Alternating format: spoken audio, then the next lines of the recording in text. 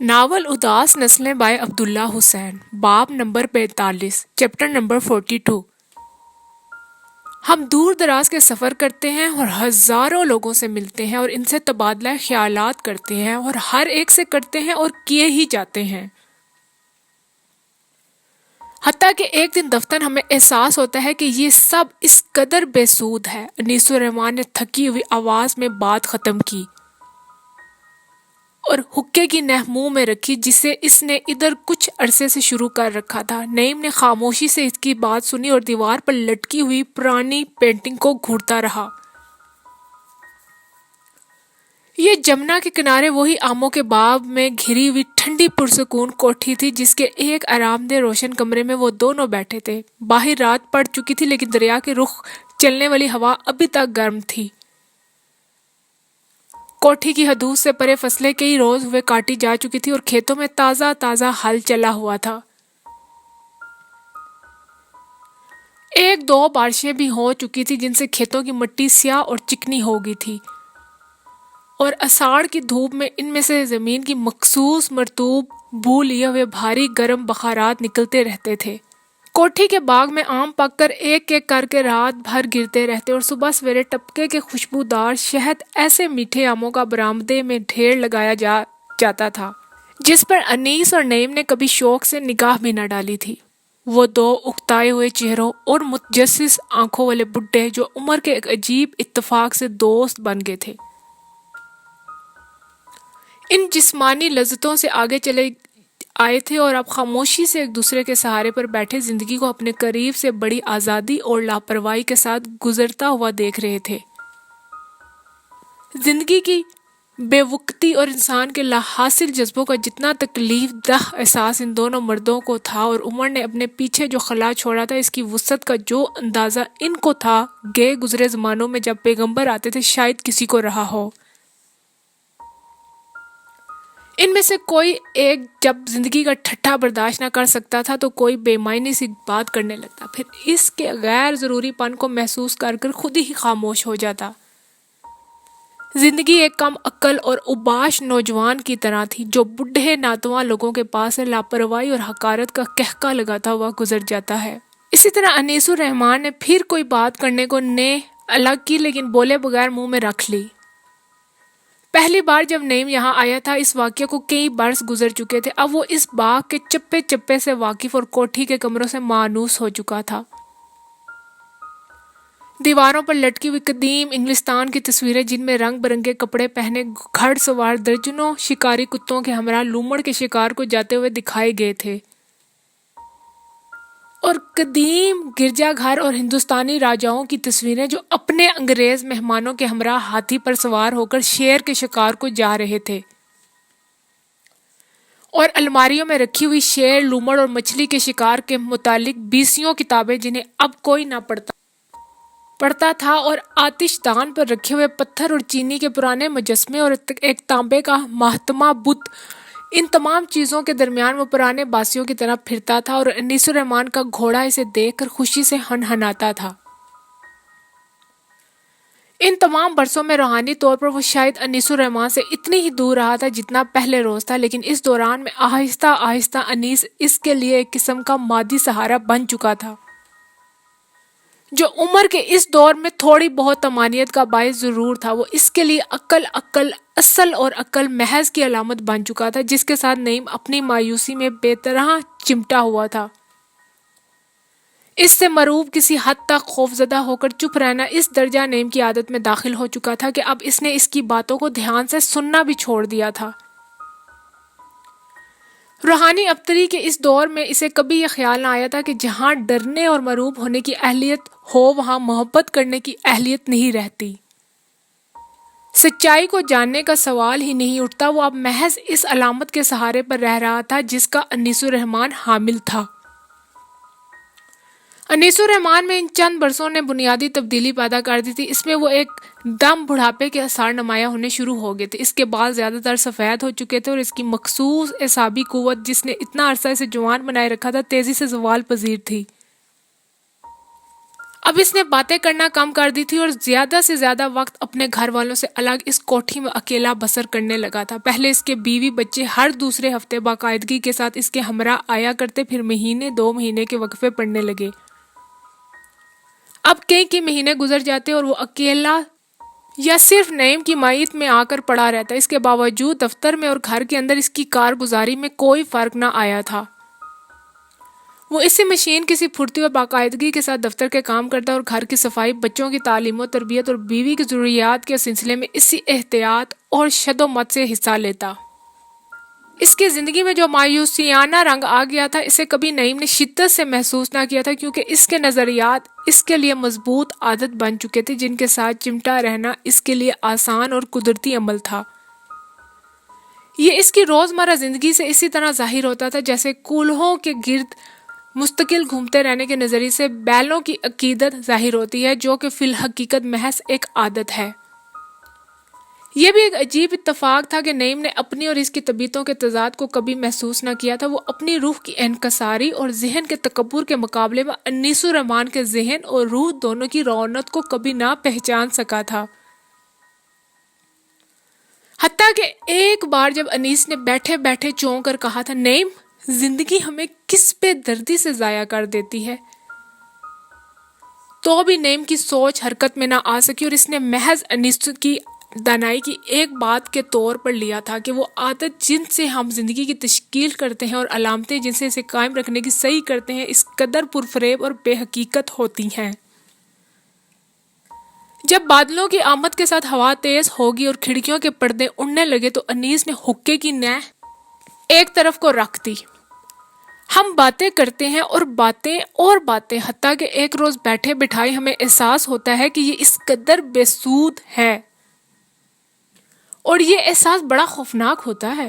تمہیں کبھی ہوا ہے؟ اس کے باوجود ہم چلتے جاتے ہیں، منزل سے منزل کی طرف، چہرے سے چہرے کی طرف، بات سے بات کی طرف، حتیٰ کہ ہم تھک جاتے ہیں اور اداس ہو جاتے ہیں اور ہمارے دل سے امن غائب ہو جاتا ہے۔ پھر خاموش جنگلوں کی آرزو پیدا ہوتی ہے۔ تمہیں پتہ ہے، دل میں کسی آرزو کا پیدا ہونا سکون کے کھو جانے کی نشانی ہے۔ آرزو جو کبھی نہ کبھی حسرت بن جاتی ہے، خاموش جنگل اور ساتھی کے طور پر ایک گھوڑا یا کتا اور چمکدار موسم اور خیال آرائی تاکہ ہم چلے جائیں اور بڑی بڑی عظیم مقدس باتوں کے بارے میں سوچیں۔ اس وقت ان بے شمار چھوٹی چھوٹی غیر ضروری باتوں کے لیے ہمارے دل میں نفرت پیدا ہوتی ہے، جن میں ہم عمر بھر مصروف رہے اور ہم عظیم فکر کے لیے تڑپتے ہیں جو کبھی ہمارے ذہن میں پیدا ہی نہ ہوئی۔ ایک وقت آتا ہے جب ماضی کی چھوٹی سے چھوٹی باتیں ہمیں اداس کر دیتی ہیں، کوئی چہرہ، کوئی نام، کوئی لفظ، کوئی نظر، کوئی پرانی دھن جو ہم نے کسی غیر آباد گلی میں سے گزرتے ہوئے دور سے سنی تھی۔ ہم اس بچے کی طرح محسوس کرتے ہیں جو ہر وقت رونے کے لیے تیار رہتا ہے۔ دراصل ہم تھک چکے ہوتے ہیں اس مستقل اجلت سے جو ہماری زندگی میں راہ پا جاتی ہے، جو مسلسل ہمیں ایک جگہ سے دوسری جگہ جانے پر مجبور کرتی ہے، ان جگہوں پر لے جاتی ہے جہاں جا کر ہم کبھی خوش نہیں ہوتے۔ دراصل ہم محض اکتا چکے ہوتے ہیں عمر بھر سے جو ہم نے جہالت میں بسر کی، وہ گئے گزرے زمانے جو ہم نے ضائع کر دیے، ہمارے خوف، ہمارے جذبے، ہماری اپنی جوانی اور بڑھاپا جو ہم نے بچوں کی طرح گزارا یا احمقوں کی طرح۔ اس وقت سڑک پر جاتی ہوئی ایک بس بھی ہمیں سارا وقت یاد دلا دیتی ہے کہ ہم ایک گاڑی کی طرح سرگردہ رہے جو اپنی لائنوں پر چلی جاتی ہے، لائنیں جو اسی لیے جاتی ہیں۔ پوچھے بغیر، جانے بغیر، پہچانے بغیر ہمیں ہانکا جاتا ہے، ہم ہنکے جاتے ہیں اپنی خوراک، اپنی باتوں اور اپنے جذبوں کا بوجھ اٹھائے ہوئے۔ ہماری کتابیں، ڈگریاں، بہترین درزیوں کے ہاں کے سلے ہوئے سوٹ جن کا ذکر کرنے سے ہم کبھی نہیں چوکتے، خوشنما رنگوں کی ٹائیاں، ٹوپیاں اور خوشبوئیں جو ہم نے اعلیٰ درجے کی دکانوں سے خریدی، سب کو کندھے پر لادے، اپنی ساری امارات کو اٹھائے، ہر قسم کے خیال کو قبول کرتے ہوئے، خیال جو پڑاؤ سے پڑاؤ تک غائب ہو جاتا ہے، کھاتے ہوئے اور باتیں کرتے ہوئے۔ باتیں ان جگہوں کی جو ہم نے دیکھی، ان چیزوں کی جو ہماری مالکیت ہے، ہماری رائے اور قیاسی آرائیاں جن کا کوئی وجود نہیں ہوتا، جو کسی کے لیے اہمیت نہیں رکھتی، ہمارے اپنے لیے بھی نہیں۔ اس کے باوجود انہیں اخلاق اور توجہ کے ساتھ سنا جاتا ہے، اور جواب میں جو کچھ کہا جاتا ہے اسے ہم توجہ اور اخلاق کے ساتھ نوٹ کرتے ہیں، انہیں اہمیت دیے بغیر، ان کی پرواہ کیے بغیر۔ تمہیں پتہ ہے دنیا میں ہم کتنی نرم، کتنے اخلاق، کتنی مکاری سے ایک دوسرے کے ساتھ پیش آتے ہیں۔ ہم دنیا کا سفر کرتے ہیں اور رائے قائم کر لیتے ہیں، اور پھر انہیں وقت گزارنے یا ایک دوسرے کو مرعوب کرنے کے لیے ہتھیاروں کے طور پر استعمال کرتے ہیں۔ اور ہماری رائے کیا ہوتی ہے؟ یہی کہ روزہ تاج محل خوبصورت عمارت ہے، اور چین کے مجلسی حالات بہتر ہو رہے ہیں یا نہیں ہو رہے، اور دنیا میں اچھے شاعر پیدا ہونے بند ہو گئے ہیں۔ ہم انہیں بار بار دہراتے ہیں، حتیٰ کہ اپنی تقریر میں ماہر ہو جاتے ہیں ٹورسٹ گائیڈ کی طرح، پھر ہم اس کا استعمال شروع کرتے ہیں۔ ہر ایک کے پاس اپنا اپنا سکہ بند طریقہ ہے، برسوں کے تجربے اور مشق کے بعد اپنایا ہوا رویہ، غیر شخصی سرسری پن یا محتاط شخصی اور منہک رویہ۔ ہم بہرحال ہر منزل پر طریقے سے اپنے آس پاس کے لوگوں کو ہم خیال بنانے کی، دوسرے لفظوں میں انہیں مرعوب کرنے کی انتہائی جدوجہد کرتے ہیں، ان کی کوئی پرواہ کیے بغیر، اور مستقل یہ جانتے ہوئے کہ ہماری ذرا برابر پرواہ ان کو نہیں ہے۔ ہم اپنی زندگی کے خلا کو چھوٹی موٹی باتوں سے پور کرنے کی کوشش کرتے ہیں، گفتگو جو تسکین بخش بھی اتنی ہی ہوتی ہے جتنی کہ گمراہ کن، اور پھر وہ وقت آتا ہے جب ہم تھک جاتے ہیں اور پیچھے رہ جاتے ہیں، اور بس کا تیل ختم ہو جاتا ہے، اور ہمارا سارا بوجھ سڑک کے کنارے بکھر جاتا ہے، کچھ مردہ کچھ نیم مردہ، اور دفتن حقیقت ہمارے سامنے آ جاتی ہے کہ یہ سب اس قدر بے سود تھا، سب، کہ بالآخر ہم وہاں پہنچ گئے جہاں سکون نہیں ہے، اور ہم واپس نہیں جا سکتے، کہ جہاں پر محض نقصان عظیم کا احساس ہے، کہ ہم پرانی بس کی طرح بدصورت اور بیکار ہیں، اور انچاہے انجانے سڑک کے کنارے کھڑے ہیں، بختور ہیں تو توڑ پھوڑ کر دوبارہ ڈھالے جائیں گے، بدبخت ہیں تو محض نظر انداز کر دیے جائیں گے۔ اب ہم پریشان ہیں، تنہائی کے خوف سے ہراساں ہیں، تنہا ہیں، بے حد تنہا ہیں۔ کیوں؟ کیا ہم صرف اس دن کی لی اتنی سی مدت رہنے آ رہے تھے؟ ہمارا نصب العین، ہمارے الفاظ، احساسات، جذبات، وہ کام برسہ برس کی مشق سے جن میں ہم نے مہارت حاصل کی، دور دراز کے سفر، دوست فہم جو ہم نے تقریر اور میل جول کے ذریعے تیز کیا، ہماری ہر دل عزیزی جو ہمارے ارد گرد اور ساتھ ساتھ چلتی تھی، اب سب ختم ہو گیا۔ کیوں؟ اب ہم سوچنے سے قاصر ہیں کہ کبھی سوچ ہی نہیں پائے، پر ہم جانتے ہیں، جیسا کہ ہم کئی اور باتیں جانتے ہیں، کہ ہم نے جس چیز کی تلاش کی اسے پایا، اور جس کے لیے اب حیران اور پریشان کھڑے ہیں اس کی تلاش ہی میں کبھی نہ نکلے۔ صاف اور سیدھی بات ہے۔ چنانچہ اب تم چین کی بنسریاں بجاؤ اور قناع سے بیٹھ کر خاتمہ بالخیر کا انتظار کرو، نچلے بیٹھو کہ یہی اصل مقام ہے۔ پر چین کی بانسری بجانے نہیں بجتی، اور ہم انتظار نہیں کر سکتے۔ ہم جانتے ہیں کہ جتنے بھی انہماک اور لاپرواہی اور صبر کے ساتھ انتظار کریں گے، جب موت آئے گی تو ہمیں پریشان کر دے گی، جیسے کہ یہ ہر کسی کو کر دیتی ہے۔ باوجود ساری باتوں کے جب یہ آتی ہے تو خوفزدہ کر دیتی ہے۔ زندگی میں پہلی بار ہم سوچنے پر مجبور ہو جاتے، ایک چمکیلی خوشگوار صبح کو میں اپنے بائیں باغ میں کھڑا خرگوشوں اور مرغیوں کو ناشتہ کھلا رہا ہوں، پرانا کڑوا تمباکو پی رہا ہوں، اور اپنے پوتے پوتیوں کو سبزے پر کھیلتے کودتے دیکھ رہا ہوں۔ میری طبیعت میں ٹھہراؤ اور ربودگی آ چکی ہے، اور میں سنبھل کر اطمینان سے چلتا پھرتا ہوں۔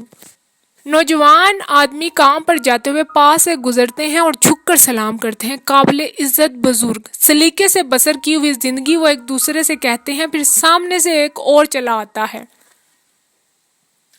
ایک سفید سر والا دانا شخص چھڑی کے سہارے اپنے آپ کو سنبھالے، وقار اور اطمینان کے ساتھ چلتا ہوا۔ نوجوان آدمی جھک کر سلام کرتے ہیں اور پہلی والی بات آپس میں دہراتے ہیں۔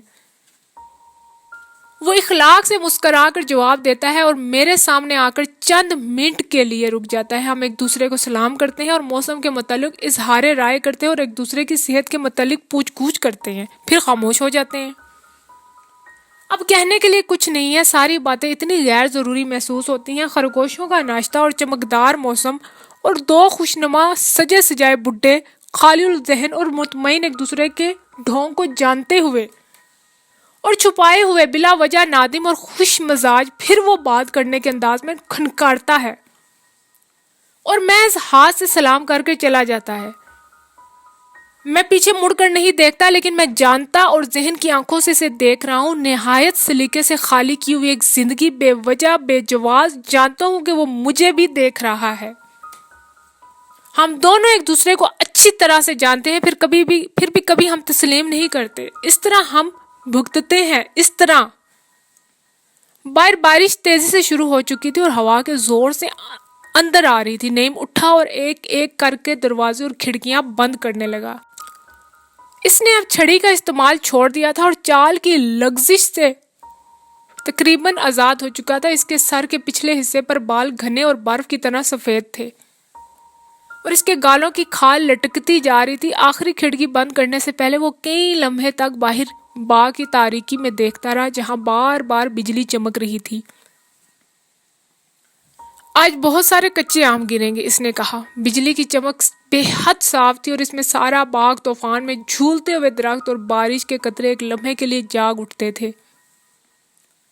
ساربانوں کا ایک چھوٹا سا خاندان ابھی ابھی کوٹھی میں داخل ہوا تھا۔ انہوں نے برآمدے کے ستونوں سے اپنے اونٹ باندھ دیے تھے اور اب کونے میں دبک کر آہستہ آہستہ باتیں کر رہے تھے۔ ان کے سروں پر پرندے جو درختوں پر سے جان بچا کر بھاگ آئے تھے چو چو کر رہے تھے۔ نعیم کو ایک بہت پرانی بات جو ایک مرتبہ اس کے ذہن میں سے گزری تھی یاد آئی اور وہ آہستہ سے مسکرایا۔ تم سورج کی تپش سے بچنے کے لیے راتوں کو سفر کرتے ہو اور پھر بارش آ جاتی ہے۔ خدا حافظ رات کے آباد کارو، تمہارا گھر کہاں ہے؟ اب تم اپنے لیے بارش کا ایک گھر بناؤ۔ وہ دوبارہ مسکرایا۔ ہوا سیٹیاں بجاتی ہوئی درزوں میں داخل ہو رہی تھی اور بارش کے قطرے شیشوں پر سرما رہے تھے۔ رات کے باشندوں، اب تم اپنے لیے، اس نے دہرایا۔ دیوار پر نشاط ثانیہ کی یادگار رنگین میڈونا جو بڑی دیر سے ایک کیل کے سہارے جھول رہی تھی کھٹاک سے گری اور ٹوٹ گئی۔ شیشوں پر بارش زیادہ زور سے ہونے لگی۔ انیس الرحمن نے پھر بولنا شروع کر دیا۔ وہ عظیم شخصیت جو جنم نہ لے سکے، جنہیں گھر باہر کے روزمرہ کے چھوٹے بڑے کام کرنے پڑے، جن کا وقت اسی طرح ضائع ہو گیا۔ ہم یہ سوچنے میں مجبور ہو جاتے ہیں کہ یہ ضابطہ جو ہم نے اپنے اوپر عائد کر لیا ہے اور جس کے تحت ہم زندگی بسر کرتے ہیں کس کام کا ہے؟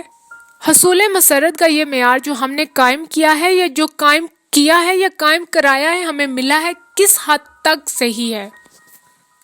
ہم جو اتنا دکھ سہتے ہیں، اتنی محنت کرتے ہیں اور اتنے جھوٹ بولتے ہیں، اتنی چاہتے ہیں، اتنی حسرتیں دل میں دبائے رکھتے ہیں، اتنی طاقتور خواہشیں پوری نہیں کر سکتے کہ دل و دماغ کے روگی ہو جاتے ہیں،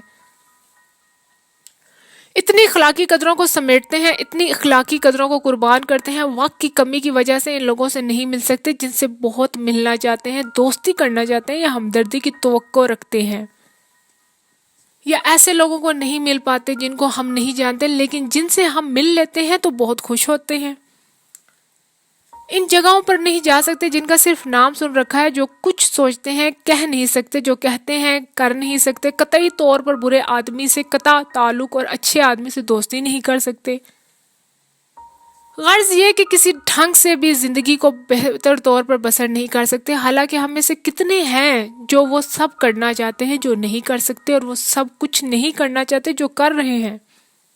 تو چاہنے اور کرنے میں یہ تضاد، یہ بات کیا ہے اور اس سے کیا حاصل، اور یہ مصنوعی یا حقیقی ہے، یا کیا یہ سب کچھ جو ہم بھگتتے ہیں محض اس لیے ہے کہ ہم اپنے گھر کو جو چند دیواروں اور کھڑکیوں کا مجمع ہوتا ہے سلامت رکھنا چاہتے ہیں، یا اپنے خاندان کو جو چند افراد پر مشتمل ہوتا ہے یکجا رکھنا چاہتے ہیں، یا اپنی جائیداد کو جس میں کھانا پکانے کے برتن، کپڑے اور چند آسائش کی اشیاء ہوتی ہیں قبضے میں رکھنا چاہتے ہیں؟ کیا ہم اپنی شخصیت کو محض اس لیے نظر انداز کر دیتے ہیں کہ بنیادی ضرورتوں کو پورا کر سکے، اپنی علیحدگی، اپنی انفرادیت کو محض اس لیے ضائع کر دیتے ہیں کہ کمتر انسانی جسموں کی تسکین کر سکیں؟ کیا ہمیں ادنا اور اعلیٰ کا فرق معلوم ہے؟ کیا ہم مسرت کا مطلب جانتے ہیں؟ علم اور جہالت میں کیا ہم تمیز کر سکتے ہیں؟ کیا ہم محض اس لیے اس قدیم انسان کش ضابطے کو برقرار رکھے ہوئے ہیں کہ اس سے شخصی غرور کو جلا ملتی ہے کہ ہم اپنے حقیر گھروں اور خاندانوں میں ایک کھوکھلی مغرور اور محتاج زندگی بسر کرتے ہیں، یا زندگی بسر کرتے رہیں، یا وہ نوجوان جو ابھی زندگی میں قدم رکھ رہے ہیں اپنے مکان کو گرنے سے بچانے اور کنبے کو خوراک مہیا کرنے کی خاطر روزانہ زندگی کے چھوٹے موٹے کام کرتے رہیں اور خوشی کے بجائے غرور اور تنفر حاصل کریں، اور پھر ہم میں سے چند ایک ان کاموں میں کمال حاصل کر لیں اور نمایاں مقام پر پہنچے اور حاسدانہ عزت کی نگاہ سے دیکھے جائیں، اور اس طرح زیادہ مغرور اور زیادہ ناخوش ہو جائیں اور اپنے ساتھی لوگوں میں گھلنے ملنے کی بجائے انہیں مرعوب کرنے کی طرف مائل ہوں اور بدلے میں ان سے حقارت حاصل کریں۔ عوامی زندگی کے یہ نمایاں لوگ سیاستدان اور تعلیمی اداروں کے سربراہ اور بڑی عدالتوں کے منصف، ان کی زندگی بھر کی کمائی کیا ہے؟ حقارت اور عمومیت کیا؟ وہ بس ان چیزوں کے لیے ایک انتہائی مردہ دل اور پرخوف زندگی بسر کرتے ہیں۔ اگر ہم ایک اونچی چٹان پر اکیلے بیٹھ کر سوچیں تو ہمیں پتہ چلے گا کہ خوشی تو ایک معمولی سی شے ہے اور اسے حاصل کرنا تو بڑا آسان ہے، یعنی آپ اسے محض چٹان پر چڑھ کر بھی حاصل کر سکتے ہیں کہ جب آپ تنہا ہیں اور آپ کے ساتھ آپ کی ساری شخصیت ہے، ساری انفرادیت ہے، آپ کی عظمت، نیکی اور عقل ہے، اور آپ ہر لحاظ سے مکمل ہیں اور قطعی طور پر مطمئن اور خوش قسمت ہیں، اور آپ کو بھوک نہیں لگ رہی، چنانچہ آپ ابھی کچھ دیر اور یہاں رک سکتے ہیں اور زندگی کے عظیم مقدس مسائل پر، محبت اور موت پر غور کر سکتے ہیں اور دیانتداری سے اپنی رائے وضع کر سکتے ہیں۔ اس وقت آپ کے پاس وہ بیش بہا آزادی کا احساس ہوتا ہے جس کے لیے مجھے ایسا معلوم ہوتا ہے کہ ہم پیدا کیے گئے ہیں اور ہم سوچتے ہیں کہ تھوڑی دیر میں نیچے جائیں گے اور فلاں کام کریں گے یا نہیں کریں گے، کہ ان کا کرنا نہ کرنا ہمارے اختیار میں ہے، مگر خوفناک بات تو یہ ہے کہ جب ہم نیچے جاتے ہیں تو ایک ایک کر کے ساری چیزیں ساتھ چھوڑ جاتی ہیں اور اخیر میں ہماری وہی پرانی کمزور گمنام شخصیت رہ جاتی ہے جس کے سامنے روزانہ معمول کے ایسے کام ہوتے ہیں جو ہر حالت میں کرنا ہوتے ہیں اور جو اپنے معمولی پن کے باوجود ہمارے اختیار سے باہر ہوتے ہیں۔ اس طرح ہم آنن فانن عمومیت کے اس سمندر میں گم ہو جاتے ہیں اور ہجوم سے الگ ہماری کوئی شخصیت، کوئی آزادی نہیں رہتی۔ ہم خوشی کے اس معیار کو بھی بھول جاتے ہیں جو کچھ دیر قبل ہم نے قائم کیا تھا اور ایک دوسری قسم کی مسرت جو تقابل اور کبر نفس سے پھوٹتی ہے ہم پر قبضہ کر لیتی ہے۔ زندگی کی صفاقی کا ایک منظر ہے کہ ہم جانے بوجھے اور محسوس کیے بغیر تیزی کے ساتھ اعلیٰ سے ادنیٰ کی طرف سفر کرتے ہیں۔ تو کیا تمانیت اور عقل و دانش کی یہ قربانی جو دی جاتی ہے حق کے باجانب ہے؟ وہ بے پناہ جور و ستم جو ہم جھیلتے ہیں، کیا ہماری زندگی، ساری انسانی زندگی اس قابل ہے کہ اس کے لیے اتنی دل شکنی قبول کی جائے؟ بتاؤ، کیا ساری انسانی زندگی کی کوئی وجہ ہے؟ وہ دیر تک یوں ہی باتیں کرتا رہا اور بارش رات بھر دریچوں اور روشن دانوں کے شیشوں پر سر مارتی رہی۔ ناول اداس نسلیں، باب نمبر 43، چیپٹر نمبر 43۔ اس اتوار کو انیس اور نعیم شہر لوٹ آئے۔ نعیم کو روشن محل کے پرانے دروازے پر اتارتے وقت انیس نے گرم جوشی سے ہاتھ ملایا اور اس کی طرف جھک کر ہنسا۔ نعیم نے اس کی آنکھوں کی قدیم حیوانیت اور تند ہنسی کو ہلکی سی بے چینی کے ساتھ محسوس کیا، لیکن اب وہ اس کی طبیعت کے میلان سے تقریباً واقف ہو چکا تھا۔ اس نے ہاتھ ملاتے ہوئے اس کا شکریہ ادا کیا اور اندھیرے میں دور تک اس کی گاڑی کو بڑھتے ہوئے دیکھتا رہا۔ شام پڑ چکی تھی۔ گیٹ کے اندر داخل ہو کر نعیم نے دیکھا کہ بڑے لان میں نجوی کے احباب کا ہجوم میزوں، کرسیوں اور سبزے پر بیٹھا تھا۔ یوکلپٹس کی شاخوں میں سبز رنگ کا بلب جا رہا تھا اور سبزے پر حسب معمول کی جگہ پر ایک ساتھ باتیں ہو رہی تھی۔ ایک طرف دو لڑکیاں تیز روشنیاں جلائے بیڈمنٹن کھیل رہی تھی۔ لان کے کونے میں رکھوالے نے گرے ہوئے پتوں کو اکٹھا کر کے جو ڈھیر لگایا ہوا تھا رات کی بارش میں بھیگ گیا تھا، اور اس پر چڑھا بادامی رنگ کا ایک چھوٹا سا نفیس کتا بیٹھا تھا۔ اس وقت وہاں سے گزرتے ہوئے برمن جی کی نگاہ اس تنہائی پسند کتے پر پڑی اور وہ جھک کر اس سے باتیں کرنے لگے۔ خلیق جانور شائستگی اور اکتاہٹ سے ان کا منہ اٹھا کر ان کی باتیں سننے لگا۔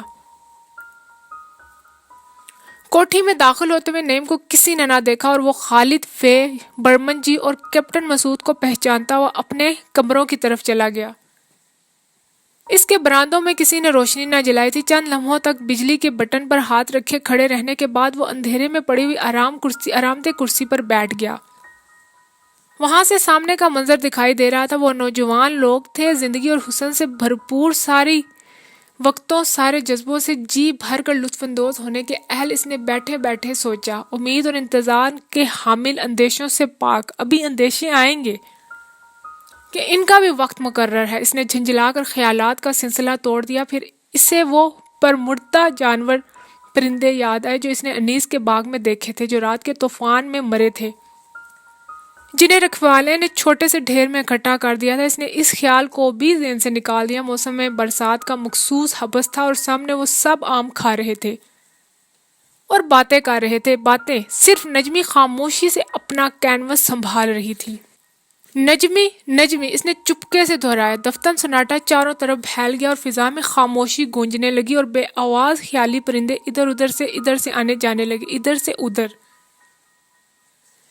اس نے سربالا کے ادھ بنے پورٹریٹ کو ایزل پر سے اتارا اور لپیٹ کر ایک طرف رکھ دیا۔ پھر وہ میز سے اتر کر خالد اور فیق کے پاس گھاس پر بیٹھ گئی، جو پچھلے 2 گھنٹے سے الجھ رہے تھے۔ دنیا بھر کی شاعری زیر بحث تھی۔ ایلیٹ، فے نے برا سا منہ بنا کر کہا، دیوانہ تشبیہ نگار، وہ تو نکات کچھ ڈھنگ کا ہے، شاعر وائر کچھ بھی نہیں ہے۔ اور اس کا وہ دوست، کیا نام ہے اس کا بھلا سا، ازرا پاؤنڈ، ہاں وہ، ارے بھائی واہ، کیا ایک سے ایک بڑھیا آدمیوں کو شاعر بنا کے رکھا ہے اللہ میاں نے۔ جلے بیٹھے بیٹھے کیا لکھتے ہیں، شاید ایک دوسرے کو خط لکھتے ہیں۔ نجمی نے تجویز پیش کی، ارے ہاں، اور بعد میں ان کی ذاتی خط و کتابت کو شائع کر دیا جاتا ہے اور شاعری سمجھ کر پڑھا جاتا ہے۔ اجی واللہ، کیا دقیق سمبلزم ہے، اعلیٰ درجے کی، ان دونوں حضرات کی، جس پر خالد صاحب سر دھنتے ہیں۔ فے اور نجمی کھلکھلا کر ہنس پڑی۔ یہ تو نتیجہ نکلتا ہے سنجیدہ موضوعات پر لڑکیوں کے ساتھ بحث کرنے کا، خالد نے کہا۔ بھپتی پہ اتر آتی ہیں، یہ تو اوقات ہے۔ دراصل خالد کو شاعری وائری کا کیا پتا فے ڈیئر، نجمی نے رازدارانہ طور پر کہا۔ یہ شرارت ساری سپاہی شاعر کی ہی ہے۔ وہ جس شاعر کو گرو مانتا ہے، خالد صاحب بھی کمال سعادت مندی سے اس کے چیلے بن جاتے ہیں۔ بھائی واہ، کیا روحانیت ہے، سپاہی شاعر کہتا ہے، فے نے بات جاری رکھی۔ لیکن نجمی نے دیکھا کہ سپاہی شاعر ان سے دور سبزے کے کنارے اکیلا چل رہا تھا، اپنے مغرور سر کو اونچا کیے، اوپر دیکھتے ہوئے، اپنے اس مخصوص انداز میں جس کی وجہ سے وہ اس سے اتنا جلتی تھی۔ پھر اس نے اپنے ارد گرد بیٹھے ہوئے باتیں کرتے ہوئے خوش باش لوگوں پر نگاہ ڈالی اور اسے کسی شے کی تکلیف دہ احساس ہوا، کسی ایسی چیز کا جو آج ان کے درمیان پیدا ہوئی تھی، کہ وہ در حقیقت خوش نہیں تھے، کہ وہ گہری مانوسیت اور گلاوٹ جو پرانے دوستوں میں ہوتی ہے ان کے درمیان سے اٹھ چکی تھی، اور اس کی جگہ دبی دبی بے اعتمادی تھی۔ اندیشہ تھا کہ وہ اس پر پرخطر احساس کو جو اب آپ سے آپ پیدا ہو گیا تھا، چھپانے کی انتہائی کوشش کر رہے تھے اور جان بوجھ کر چہروں پر شگفتگی پیدا کیے بیٹھے تھے۔ دفتر وہاں بیٹھے بیٹھے اس نے اپنے آپ کو بے حد غیر محفوظ خیال کیا اور گھبرا کر اٹھ کھڑی ہوئی۔ کس طرف بڑھتے ہوئے نجمی نے سوچا، باوجود اس کے کہ جانے کیسی دلکشی ہے اس شخص میں۔ ہیلو کپتان صاحب، اس نے کہا۔ وہ چونک پڑا۔ ہیلو، نجمی نے مری ہوئی آواز میں دہرایا۔ او ہیلو، اس نے جھینپ کر کہا۔ دونوں ساتھ ساتھ چلنے لگے۔ ٹیلی فون کا انتظار کر رہا تھا۔ روز ٹیلی فون کا انتظار کرتے ہیں، نجمی نے اکتا کر سوال کیا۔ ہاں، مجھے یونٹ چھوڑنے کا حکم نہیں، لیکن میں یہاں آ جاتا ہوں اور انتظار کرتا رہتا ہوں۔ انہی دنوں میں شاید فساد ہو جائے، حالات کا تمہیں پتہ ہی ہے، میرے اردلی کو معلوم ہے نمبر۔ برسات کی گرم مرطوب ہوا ان کے بال اڑاتی رہی۔ اس کے باوجود یہاں سبز خنک ہے اور خاموش، یہاں پر سکون ہے، اس نے آہستہ سے کہا۔ سکون کہاں پر ہے، نجمی نے آزردگی سے سوچا۔ پھر اس نے شگفتگی پیدا کرنے کی کوشش جاری رکھی۔ کچھ نئے شعر ہوئے؟ وہ خاموش رہا۔ کچھ بھی نہیں، اس نے بشاشت سے پوچھا۔ کوئی اوٹ پٹانگ نظم یا دوہایا؟ وہ خاموش ہوگی۔ اس نے محسوس کیا وہ کچھ بھی نہیں سن رہا، شاید کچھ بھی نہیں دیکھ رہا، محض آنکھیں کھولے اس کے ساتھ ساتھ چل رہا ہے۔ اس نے رنج کے مارے منہ پر اس نے رنج کے مارے منہ پھیر لیا۔ میں ناشتہ کرتا ہوں، پریڈ دیکھتا ہوں، دوپہر کا کھانا کھاتا ہوں، سو جاتا ہوں، دوپہر کی چائے پیتا ہوں، اخبار پڑھتا ہوں، یہاں آ جاتا ہوں اور ٹیلی فون کا انتظار کرتا رہتا ہوں۔ میں ان سب سے واقف ہوں، پچھلی بہت سی زندگی ایسا ہوتا آیا ہے، کل بھی ٹھیک ایسا ہی ہوگا، پرسوں اور ترسوں۔ میں ان سب سے پہلے ہی واقف ہوں، اپنے سارے روز نامچے، سارے اوقات سے اتنی اچھی طرح واقف ہوں۔ آپ لوگ ایلیٹ کی بات کر رہے تھے، میں نے اپنی زندگی کافی کے چمچوں سے ماپ کر رکھی ہے، ہاں ہاں، تم میرے دل کی بات کیسی آسانی سے جان لیتی ہو۔ برمن جی کہہ رہے تھے کہ وہ جو بڑے آرٹسٹوں میں سچائی کو جاننے کی جبلی قوت ہوتی ہے نا، مجھ میں بدرجہ عتم موجود ہے، نجمی نے رازدارانہ لہجے میں کہا۔ برمن جی، مسعود بے خیالی سے ہاتھ اٹھا کر اس کی پشت پر دیکھنے لگا۔ یہ میں ہوں، میں حقیقت ہوں، وہ زیر لب گنگنایا، پھر وہ چلتا چلتا رک گیا۔ تم تصویروں میں دلچسپی کیوں لیتی ہو؟ اس نے تقریباً درشتی سے پوچھا۔ کیوں لیتی ہوں؟ ہاں، انسانوں سے زیادہ بتاؤ، انسانوں سے زیادہ کیوں لیتی ہو تم تصویروں میں دلچسپی ہیں؟ وہ سراسمگی سے اسے دیکھتی رہی، وہ ذرا نرم پڑ گیا۔ دنیا میں اور کچھ بھی نہیں ہے، جیسے کیوں کچھ ہے، مثلاً میں۔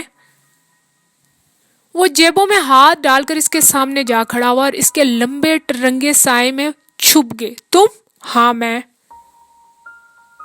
اور میں ایک حقیقت ہوں، میں کوئی کہانی یا رومانس نہیں ہوں۔ تم نے کبھی میری موجودگی کو محسوس کیا ہے؟ تم نے کبھی سوچا ہے کہ میں یہاں محض تمہارے لیے آتا ہوں اور ٹیلی فون کا انتظار کرتا رہتا ہوں؟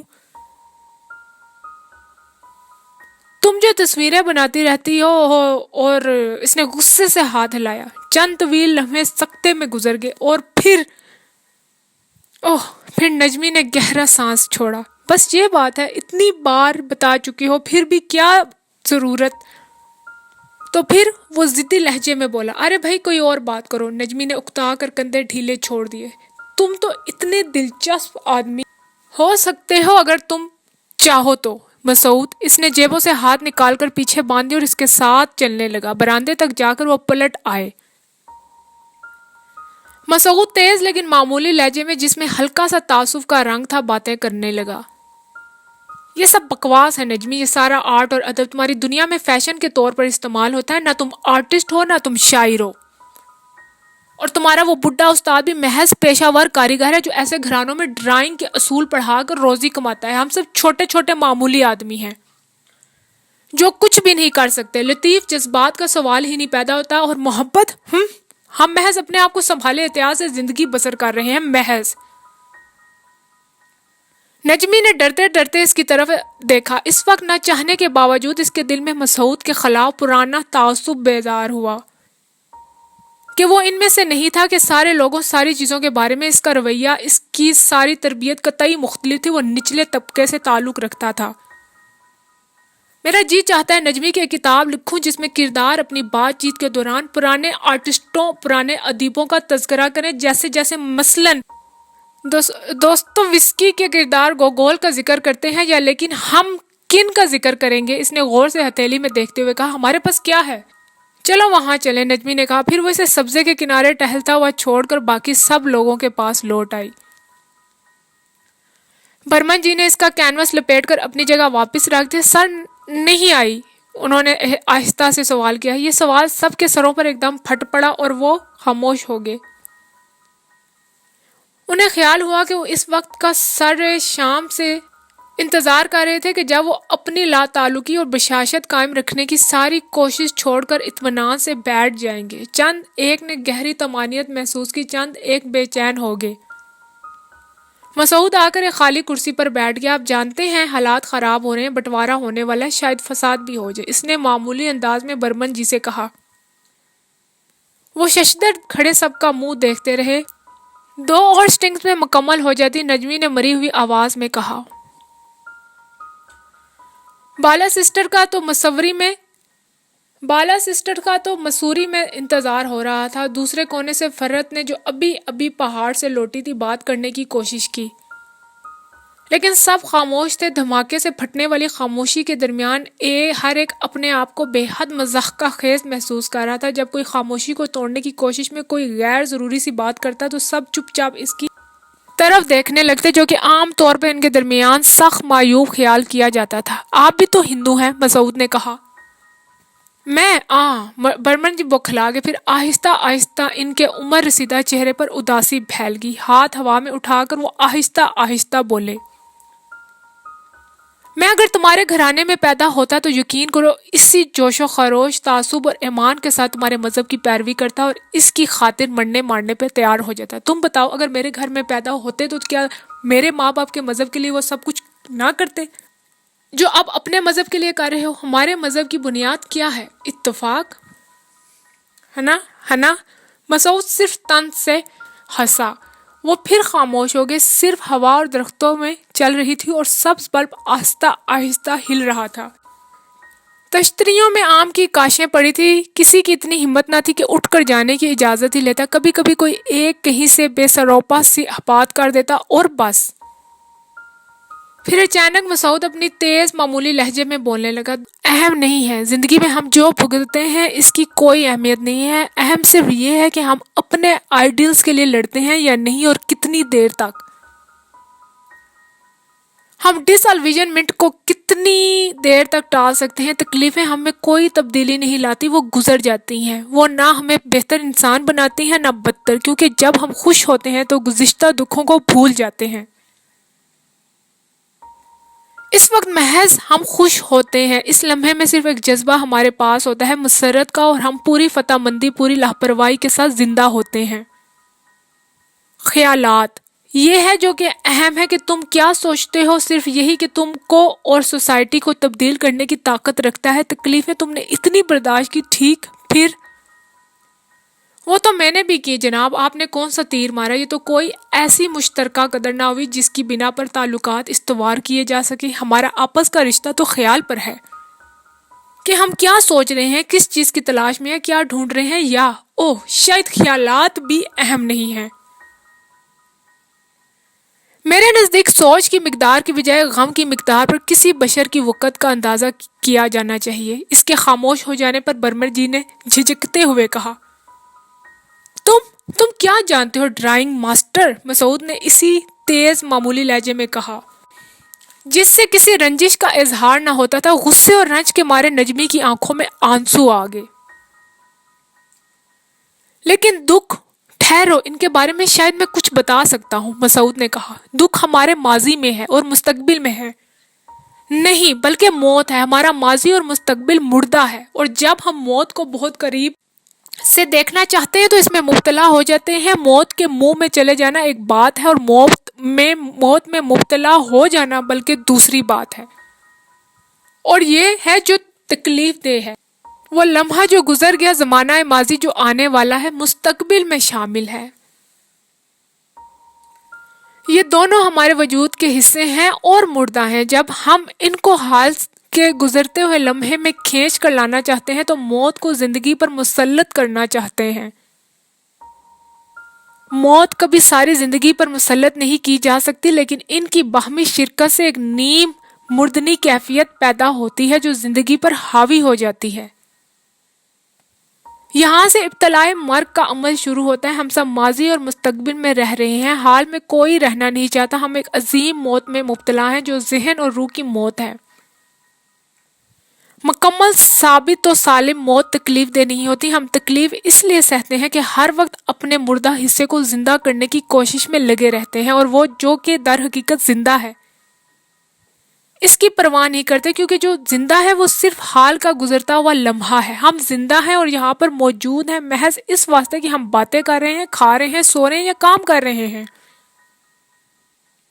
مکمل طور پر حال کے گزرتے ہوئے لمحے میں کھوئے ہوئے مجذوب باز کے لیے یہ اہم نہیں ہے، اور بہت سو کو اس کا علم ہی نہیں ہے۔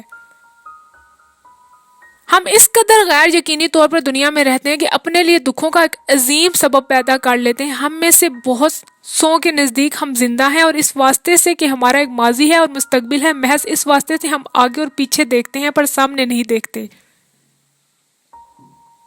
لیکن جو زندہ ہے، جو حقیقی ہے، وہ صرف ہمارے سامنے ہے، اور بس ہمارا ماضی اور مستقبل ایک بڑا وسوسہ ہے جو مردہ ہے، ہمارا غیر حقیقی وجود ہے، اور غیر وجود سے وجود کی طرف آنے میں جو محنت درکار ہوتی ہے وہ ہمارے لیے ایک عظیم اور لا حاصل دکھ کا باعث بنتی ہے۔ ہم اکتا چکے ہیں، بے چین ہیں، ذہنی اور روحانی ابتری کی حالت میں ہیں، محض اس لیے کہ ہم زندہ نہیں ہیں، نیم زندہ ہیں۔ ساری بات یہ ہے، ٹھیک ہے موت بہرحال موجود ہے، میں جانتا ہوں، لیکن یہ اہم نہیں ہے۔ مکمل ثابت و سالم موت ایک بے حد قدرتی اور آسان عمل ہے، اور اسی طرح آتی ہے جیسے نیند یا محبت یا بھوک۔ صرف ایک منقسم موت تکلیف دہ ہے، منقسم لمحہ، حال کا مکمل لمحہ مکمل زندگی اور مکمل موت پر محیط ہے۔ یہ زندہ ہے اور تم اس کے ساتھ زندہ ہو، یہ مرتا ہے تم اس کے ساتھ مر جاتے ہو، اگلا لمحہ پیدا ہوتا ہے اور تم اس کے ساتھ نئے سرے سے پیدا ہوتے ہو، نئی زندگی میں، نئی موت کے لیے۔ ہر نئے لمحے کی پیدائش پر تم زندگی کے پر امید اور روشن نومولود ہو، اسی لیے کہ تم آگے اور پیچھے نہیں دیکھتے، صرف سامنے دیکھتے ہو۔ تمہیں کچھ یاد نہیں ہے، دنیا نے تمہارے ساتھ کتنی بد عہدی کی، لوگوں نے تمہیں کتنا سراہا، کتنی دور اندیشی، کتنی خود غرضی سے کام لیا۔ تمہارے پاس کوئی فہرست نہیں، تم کچھ یاد نہیں رکھتے، کچھ فراموش نہیں کرتے، محض یہاں موجود ہو، زندگی کی ساری مسرت، سارے درد کو جانتے ہوئے زندہ ہو۔ یہ لمحہ تم اور میں، دوسرا لمحہ دوسرے تم اور دوسرا میں، اور پھر موت آتی ہے۔ لیکن اب اس کی کوئی اہمیت نہیں، اب یہ محض ایک اور لمحہ ہے جس کا سامنا کرنے کے لیے تمہارے پاس وہی پرانا رویہ جو ہمیشہ سے تمہارے پاس تھا۔ انتظار انتظار انتظار کے انتظار انتظار انتظار کے دھڑکے کے سوا، ادراک ادراک کی اذیت کے سوا، تم نے بے شمار بار اس کا سامنا کیا ہے، تم اس کو پہلے سے ہی جانتے ہو، تم اسے گزر جانے دیتے ہو، پیچھے کوئی نشان، کوئی یادداشت چھوڑے بغیر، ایک مکمل تجربہ، غیر منقسم لمحہ، مکمل موت، مکمل محبت۔ اگلا لمحہ تمہارے لیے اس کی کوئی اہمیت نہیں کہ آتا ہے یا نہیں، کبھی نہ تھی۔ یہ اصل زندگی ہے، سنا تم نے؟ کیا تمہارے دکھ کا دوسرا نام حماقت ہے؟ بتاؤ۔ تمہیں پتہ ہے انسانوں کے درمیان کتنی بیزاری، کتنی قلبیت ہے، کتنا درد، ابتری زندگی کے خالی اور لا حاصل ہونے کا احساس۔ ہم چھوٹے چھوٹے لوگ ہیں، لیکن ہمارے اتنے بڑے بڑے غرور ہیں، بڑی بڑی خود پرستیاں اور خوش فہمیاں ہیں۔ تم نے کبھی سوچا ہے کہ اگر ہم ایک پل کو اپنے تکبر کو پرے رکھتے تو کتنی محبت کر سکتے ہیں؟ میں اپنی چھوٹی سی بے مقصد زندگی اسی فراغت اور دور اندیشی کے ساتھ گزار دوں گا، جس طرح دنیا میں اور کروڑوں انسان روزانہ پرکنات اور بے فائدہ زندگیاں گزار رہے ہیں، اسی میکانکی بے معنی طور پر، جیسے کہ مکھی یا مچھر گزارتا ہے۔ اس کا کیا مطلب ہے بتاؤ؟ وہ اٹھ کر برمن جی کے سامنے جا کھڑا ہوا۔ بتاؤ اس ڈھونگ کا کیا مطلب ہے؟ آخر کیا مطلب ہے؟ بتاؤ۔ میں بتاؤں؟ سنو، ہم اپنی اپنی شخصی کوٹریوں میں رہتے ہیں، جن کے دروازوں کی درزیں اور روشن دانوں اور کھڑکیوں کے سوراخ ہم نے احتیاط سے بند کر دیے ہیں، اور ان میں محصور ہو کر اپنی عقل اور اپنے ایمان، اپنے تعصب، اپنی خود پرستی اور اپنی اہمیت کی حفاظت کرتے ہیں، اور خوش ہے کہ ان قلعوں کو کوئی توڑ نہیں سکتا۔ لیکن تم جانتے ہو کہ دیواروں کی کیا وقت ہے؟ ہم بھیڑوں کے گلے کی طرح ایک مشترکہ حماقت میں بندھے ہوئے ہیں، مشترکہ بدبختی میں۔ میں تم سے محبت کرتا ہوں اس لیے کہ میں سوچتا ہوں کہ میں تم سے محبت کرتا ہوں۔ میں سارے لوگوں سے محبت نہیں کرتا اس لیے کہ میں سوچتا ہوں کہ سارے لوگوں سے محبت نہیں کر سکتا۔ نتیجہ میں کسی سے محبت نہیں کرتا۔ میں اپنے نظریات سے، اپنی عادات و خصائل سے، کبر نفس سے، اپنی ضدی پن سے، اپنی ساری تربیت سے، اپنے آپ سے محبت کرتا ہوں۔ تم، وہ کرسی میں بیٹھی ہوئی حیرت زدہ نجمی کے سامنے جا کھڑا ہوا، تم ایک خوبصورت لڑکی ہو، تم ایک شاندار اور دلکش شے ہو۔ ہر دفعہ جب میں تمہارے ایسی کسی لڑکی کو دیکھتا ہوں، مجھ پر ایک عجیب محیب حرص غلب آ پا لیتی ہے، حاصل کرنے کی، قبضے میں کرنے کی، انویسٹ کرنے کی، جیسے نفع بخش کاروبار میں روپیہ لگایا جاتا ہے۔ طمانینت کی نہایت سطحی خوشی حاصل کرنے کی حرص، اور اسی لمحے جانتی ہو تم میرے لیے تم نہیں رہتی، پھر تم فلاں بنتے فلاں نہیں رہتی، پھر تم کیا بن جاتی ہو؟ کچھ بھی نہیں، پھر کچھ بھی نہیں رہتا، صرف میں رہ جاتا ہوں، اور میری پرانی حرص، میری خود پرستی، میرا گھمنڈ، میری ضد رہ جاتی ہے۔ پھر وہی رہ جاتا ہے جو ہمیشہ سے تھا، میں اور میرے مختلف جذبے۔ اب تم اہم نہیں ہو، کچھ بھی نہیں ہو، زیادہ سے زیادہ ایک بدصورت لڑکی ہو جس سے میں نفرت کرتا ہوں۔ اب نفرت اوپر آ جاتی ہے اور حیوانی جذبے۔ اب محبت کہیں نہیں ہے، صرف میری گزشتہ اور آنے والی زندگی کا عکس ہے جو میرے سامنے ہے۔ تم نہیں ہو دفتن، لیکن یوں محسوس ہوتا ہے کہ ایک گزشتہ دھیمی اور لمبی تیاری کے بعد میں محبت کرنے کی تمام اہلیت کھو دیتا ہوں۔ در حقیقت میں کہیں رہتا ہی نہیں ہوں، جو رہ جاتا ہے اور صرف یہ ہے میرا سارا پس منظر اور میری خواہشوں اور تمناؤں کی فہرست۔ ہر ایک حرص کے گزر جانے پر میری ضد، میری خواہشیں مضبوط تر ہو جاتی ہیں۔ اب وہ وقت آتا ہے جب میں کسی بات سے کوئی فرق نہیں پڑتا، اب میں کسی لڑکی سے وہ کوئی سی بھی ہو شادی کر لوں گا اور ایک قانع مطمئن اور احمق شخص کی طرح زندگی بسر کرنے لگوں گا۔ ہم دونوں میں سے کوئی بھی باقی نہ رہے گا، صرف اغراض و مقاصد رہ جائیں گے۔ اب میں اور تم اہم نہیں ہیں، جو اہم ہے وہ یہ ہے روزگار مہیا کرنا اور نیا فرنیچر اور فالتو وقت میں سوشل کام، دعوتوں پر جانا اور بدلے میں دوستوں کو مدعو کرنا۔ غرض یہ کہ شادی کے نتائج کو خالصتاً مادی فوائد کی شکل میں حاصل کرنے کی توقع کرنا۔ جاڑے کی طویل شامیں ایک دوسرے کی معیت میں پڑتے ہوئے یا موسیقی سنتے ہوئے گزارنے اور نئے لباس خریدنے یا باورچی خانے کی نگہداشت کرنے اور سالگرہوں پر ایک دوسرے کو تحفے دینے کی نہایت معمولی خوشیوں کو اب ہم ایک مجوزہ پروگرام کے تحت سمیٹنے لگتے ہیں۔ جیسے روپیہ، پیسہ یا دوسری جائیداد اکٹھی کی جاتی ہے۔ ہمیں یہ بھی معلوم نہیں کہ یہ جو ہم بچوں میں اتنے اہتمام سے دلچسپی لے رہے ہیں، یہ بھی اپنی گم شدہ شخصیت کے نقصان کو پورا کرنے کی ایک کوشش ہے۔ محبت میں ہماری ناکامی کے سبب سے ہے، ہماری ڈس الویژنمنٹ ہے۔ ہم اپنی سطحیت کو طمانینت میں، اپنے احمق پن کو قناعت میں اور اپنی روحانی ناداری کو تن آسان زندگی کی گو نہ گو مسرتوں میں غرق کرنے کی بے طرح کوشش کر رہے ہیں۔ بے طرح سنا تم نے نجمہ بیگم؟ پھر ایسا ہوتا ہے۔ اس نے ایک لمبا سانس لیا اور کندھے اچکا کر کرسی پر آ کر بیٹھ گیا۔ پھر وہ تیز زہریلے طنز کے ساتھ ہنسا۔ اب ہماری زندگی منظم ہے، اس کے بعد سے ہم ایک نظام کی پیروی کرنے لگتے ہیں، اس نظام کی خاطر زندہ رہتے ہیں۔ گھر کا نظام، دن بھر کے 4 کھانے اور ان کے اوقات، بچوں کے لیے کھانے کی میز کا سلیقہ، سونے اور جاگنے کے اوقات۔ گھر کا نظام اور سوسائٹی کا نظام اور ملک کا نظام اور مذہب کا نظام، یہ ہمارے لیے از حد اہم ہے کہ کسی نہ کسی ذریعے اپنی شخصیت کا اظہار کرنا لازمی ہے۔ چنانچہ جب ناظم اعلیٰ پکارتا ہے آؤ ادھر آؤ، یہ ملک ہے، یہ سوسائٹی ہے، یہ ایک عظیم تر شے ہے، تو ہم میں سے ایک عظیم روحانی تقویت حاصل کرتے ہیں اور اپنی سطحیت کے کچل دینے والے احساس سے بچ نکلنے کا بہترین راستہ۔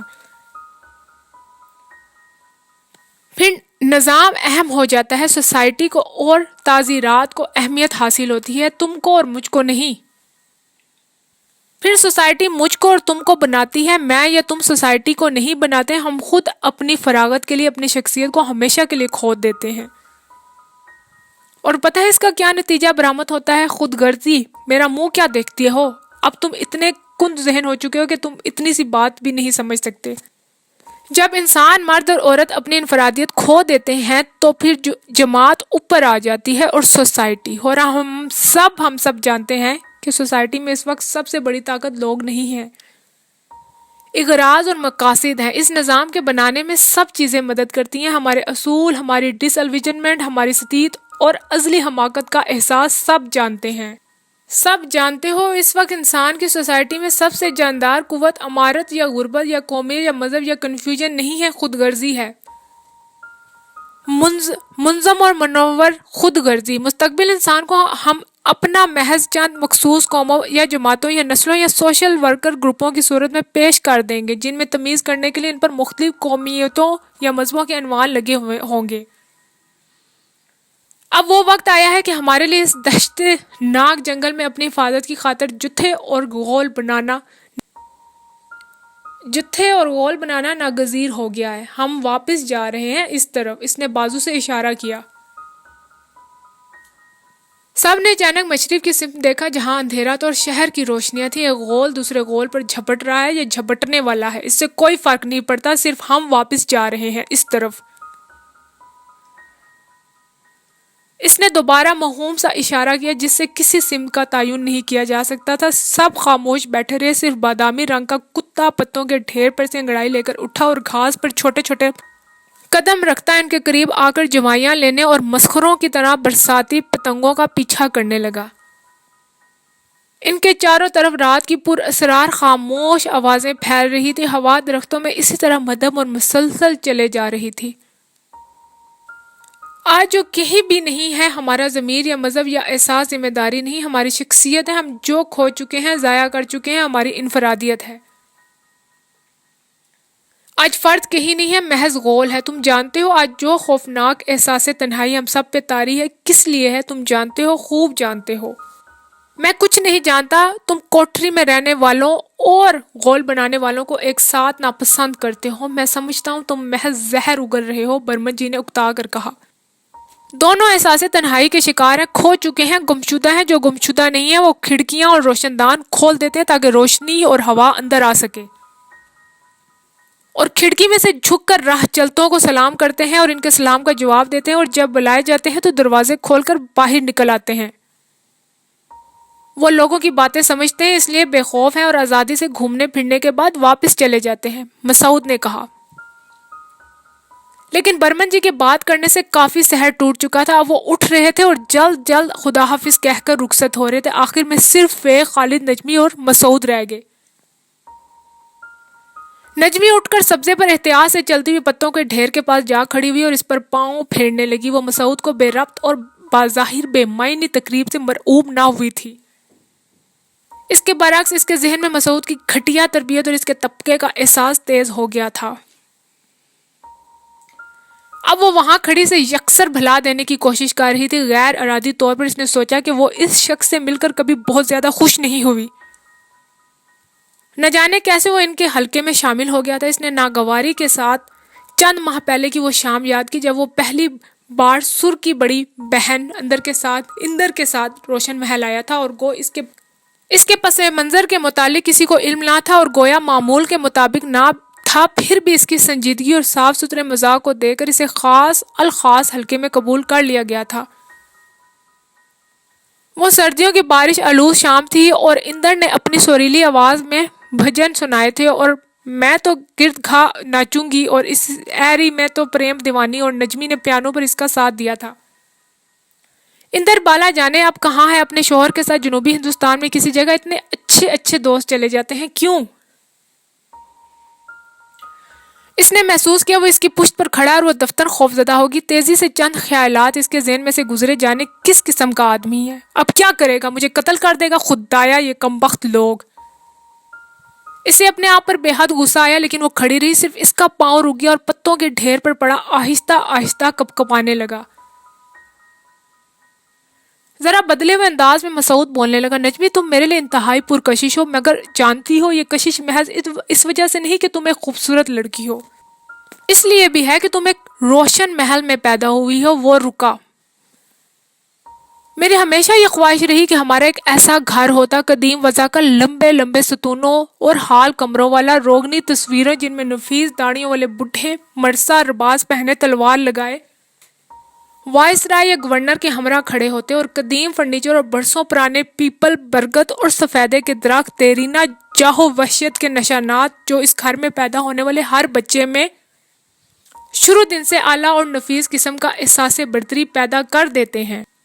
3 پشتوں سے سینہ بسینہ چلتا ہوا احساس برتری۔ میرے آباء و اجداد کہاں سے آئے، کون تھے، کہاں گئے، کچھ پتا نہیں۔ آج میں اپنے لیے ایک مکان بنا سکتا ہوں، مگر دیو قامت کہنا سال، دیودار اور برآمدوں پر لدی ہوئی بیلیں اور روغنی تصویریں، یہ سب جو تمہارے طبقے کے نشانات ہیں، کہاں سے آئیں گے؟ اوہو! اس نے نفی میں سر ہلایا۔ میں ان باتوں سے بہلنے والا نہیں جناب، میں تو ایسے گھر میں پیدا ہونا چاہتا تھا، تیسری نسل ہونا چاہتا تھا، میں وہ سب کچھ حاصل کرنا چاہتا تھا جو تم نے ورثے میں پایا ہے۔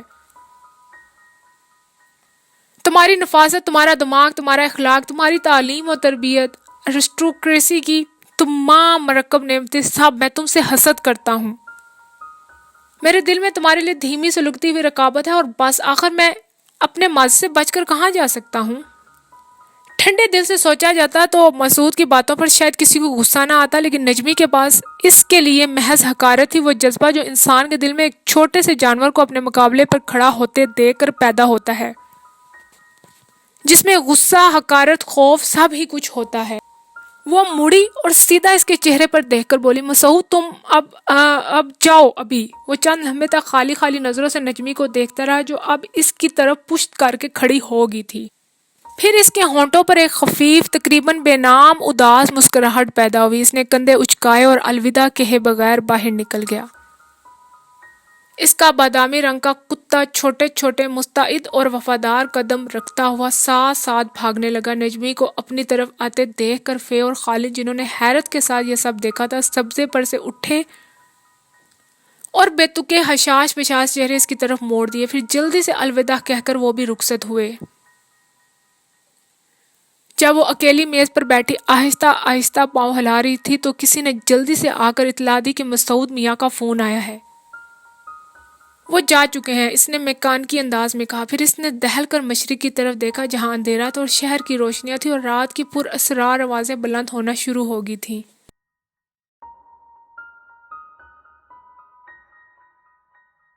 ناول اداس نسلیں بائے عبداللہ حسین، باب نمبر 44، چیپٹر نمبر 44۔ نعیم اٹھ کر سیڑھیوں کے اوپر آ کھڑا ہوا۔ اس کے ماتھے اور آنکھوں پر روشنی پڑ رہی تھی اور نچلا چہرہ سائے میں تھا۔ خون کے دباؤ کی وجہ سے اس کا چہرہ سرخ ہو رہا تھا اور اس پر گہرے انہماک کی لکیریں تھیں۔ نجمی اس کی طرف پشت کیے دونوں ہاتھ گود میں رکھے بے ترتیب کرسیوں، میزوں، بیڈمنٹن کے ریکٹوں، اخباروں، شربت کے گلاسوں اور آم کی کاشوں اور چھلکوں کے درمیان اکیلی میز پر بیٹھی تھی۔ اس کے بڑے سے سر اور تنگ نازک پشت میں کوئی حرکت نہ تھی۔ ہوا تھم چکی تھی اور رات میں غیر معمولی بے چینی اور دور کا ہلکا ہلکا شور تھا۔ نعیم نے ستون پر سے ہاتھ اٹھایا اور سیڑھیاں اتر کر آہستہ آہستہ لان کی طرف بڑھا۔ نوکروں کے جھرمٹ میں رہنے کی عادی نجمی نے اسے اپنے طرف چلتے ہوئے سنا اور نظر انداز کر دیا۔ نعیم بکھرے ہوئے سامان کے درمیان چلتا ہوا اس کے سامنے جا کھڑا ہوا۔ اس وقت نجمی سے دیکھ کر چونک پڑی۔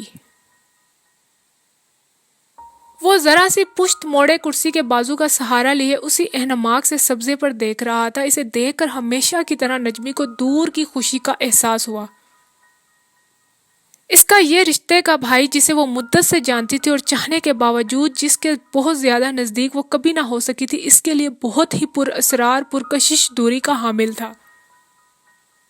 اس سے جب بھی وہ ملی سے محسوس ہوا کہ اپنے نرمی اور خوش خلقی کے رویے کے باوجود وہ ایک بالکل الگ بیگانہ ہستی تھی، جس کے ساتھ بے تکلفی کی نوبت کبھی نہ آ سکتی تھی۔ اس کے باوجود وہ واحد شخص تھا جس کے بارے میں وہ ہمیشہ اپنے قدرتی طبقاتی تاثرات سے آزاد ہو کر سوچتی تھی۔ اس بات کا بھی اسے علم تھا کہ اس ادھیڑ عمر خوبصورت شخص سے جو اس کا نزدیکی رشتہ دار تھا، مل کر وہ ہمیشہ خوش ہوتی تھی اور اس کو خوش کرنے کے بھی ناقابل بیان خواہش محسوس کرتی تھی۔ نعیم نے جھک کر لپٹا ہوا کینوس اٹھایا اور اسے کھول کر دیکھنے لگا۔ سر کا پورٹریٹ ہے۔ وہ چھلانگ لگا کر میز سے اتری اور بچوں کی طرح تیز تیز آنکھیں اس کی طرف اٹھا کر بولی، آپ سر کو جانتے ہیں نعیم بھائی؟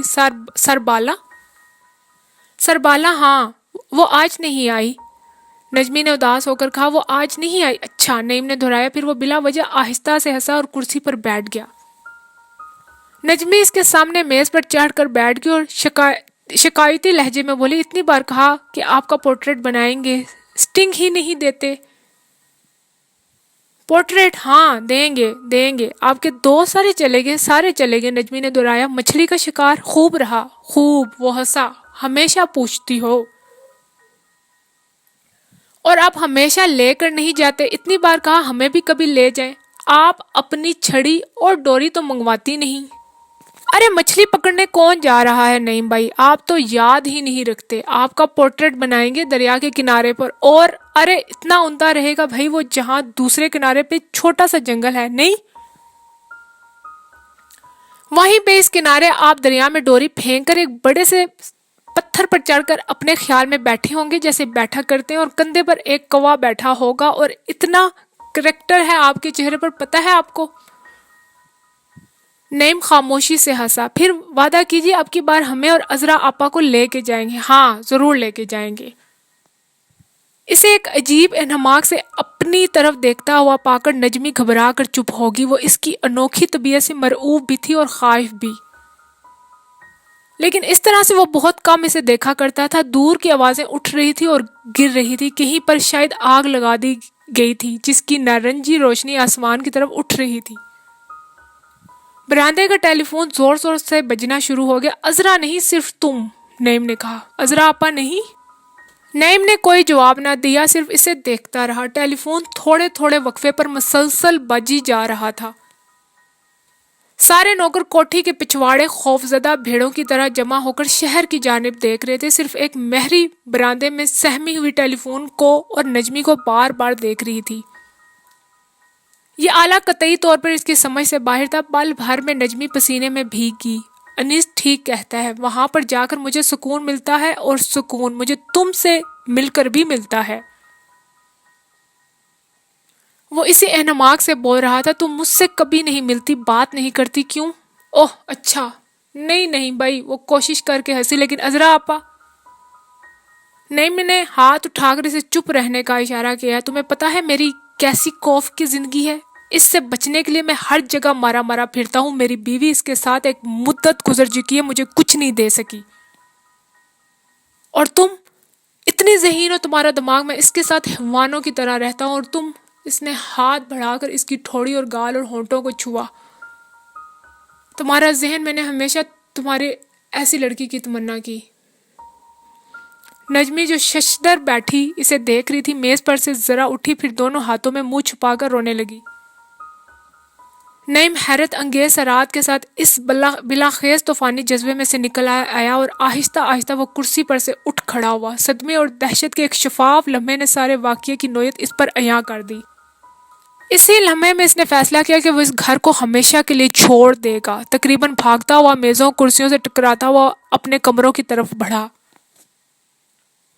نجمی نے پانی کے جگ کے گر کر ٹوٹنے کی آواز سنی اور ہاتھ ہٹا کر جھلملاتی آنکھوں سے اسے لنگڑا کر چلتی ہوئی شبیہ کو، جو زندگی کی ناقابل تسخیر علامت تھی، غائب ہوتے ہوئے دیکھا. رات آدھی سے زیادہ گزر چکی تھی. عذرا حسب معمول نعیم سے اس کے اتوار کے شکار کے متعلق پوچھ پاچھ کر اس کی خاموشی سے تنگ آ کر سو چکی تھی، لیکن اس کا ایک بازو ابھی تک نعیم کی چھاتی پر بے سود پڑا تھا. نعیم بازو سر کے نیچے رکھے بے خواب آنکھوں سے اندھیرے میں چھت پر اور ادھر ادھر دیکھ رہا تھا. گرمی اور حبس کی وجہ سے اس کا جسم پسینے سے تر تھا، لیکن اس کے دل میں ہر جذبہ سرد ہو چکا تھا اور ذہن خالی تھا. اس نے کئی بار چوڑے آرام دہ بستر پر اپنے آپ کو پھیلا کر سونے کی کوشش کی، لیکن ناکام رہا. کھلی کھڑکی میں یوکلپٹس کے پتے سیاہ پتھروں کی طرح ساکن تھے اور ان کے پیچھے مٹیالہ بے جان سا چاند ابھی ابھی اوپر آیا تھا. شہر کی جانب سے آوازیں مسلسل آ رہی تھی، کبھی دور کبھی نزدیک. وہ دیر تک بے حس و حرکت لیٹا اس کے زیر و بم کو محسوس کرتا رہا، حتیٰ کہ اس کا بازو سر کے نیچے رکھا سو گیا. کمرے میں صرف پنکھا کے چلنے اور عذرا کے خراٹوں کی ہلکی ہلکی مانوس آواز تھی. رات کی کمزور روشنی میں اس نے اپنے سینے پر پڑے ہوئے عذرا کے ہاتھ کو دیکھا، جس کی انگلیاں نیند میں آپ سے آپ ہل رہی تھی. کیسی سکون کی نیند ہے تمہاری، اس نے دل میں کہا، اور اس کے اندر حسد کا تیز احساس پیدا ہوا. لیکن اس کے دل میں اب اتنا زور نہیں رہا تھا کہ طاقتور جذبے کو سہار سکتا. اندھیرے میں بے حس و حرکت تکلیف سہتے ہوئے اب ایک عجیب سرد مہری اس کے دل میں پیدا ہوئی. اس نے سر موڑ کر دیکھا. گوشت پوست کا یہ ڈھونگ، یہ کیا ہے؟ یہ عورت کیا سمجھتی ہے، کیا سوچتی ہے؟ کتنی بے حس اور لاپرواہی سے مجھ سے کیا غرض ہے، کیا تعلق ہے؟ اتنا پھسا رشتہ اتنی مدت سے قائم ہے. دفتن اس نے اس عورت سے جو ربا سدی سے اس کی بیوی تھی، شدید بیزاری اور لا تعلقی محسوس کی. اس کے بازو کو جھٹکے سے ہٹا کر وہ اٹھا اور کھڑکی میں جا کھڑا ہوا. چاند اوپر آ گیا تھا اور رات میں جان پڑ رہی تھی. آنکھ کی روشنی اب سارے آسمان پر پھیل چکی تھی اور دور کی موسیقی کی طرح آوازیں کبھی مدھم کبھی تیز آ رہی تھی. عذرا کی آنکھ کھلی اور اپنے آپ کو اکیلے پا کر اٹھ بیٹھی. پھر آنکھیں مل کر اس نے چاروں طرف دیکھا اور نعیم کے پاس جا کھڑی ہوئی. نعیم، اس نے سہم کر کہا، شہر میں شاید فساد ہو گیا ہے۔ گیٹ پر چوکیدار نعیم نے اس کی طرف دیکھا اور دیکھتا رہا، پھر یکساں سپاٹ آواز میں بولا، نکل جاؤ یہاں سے۔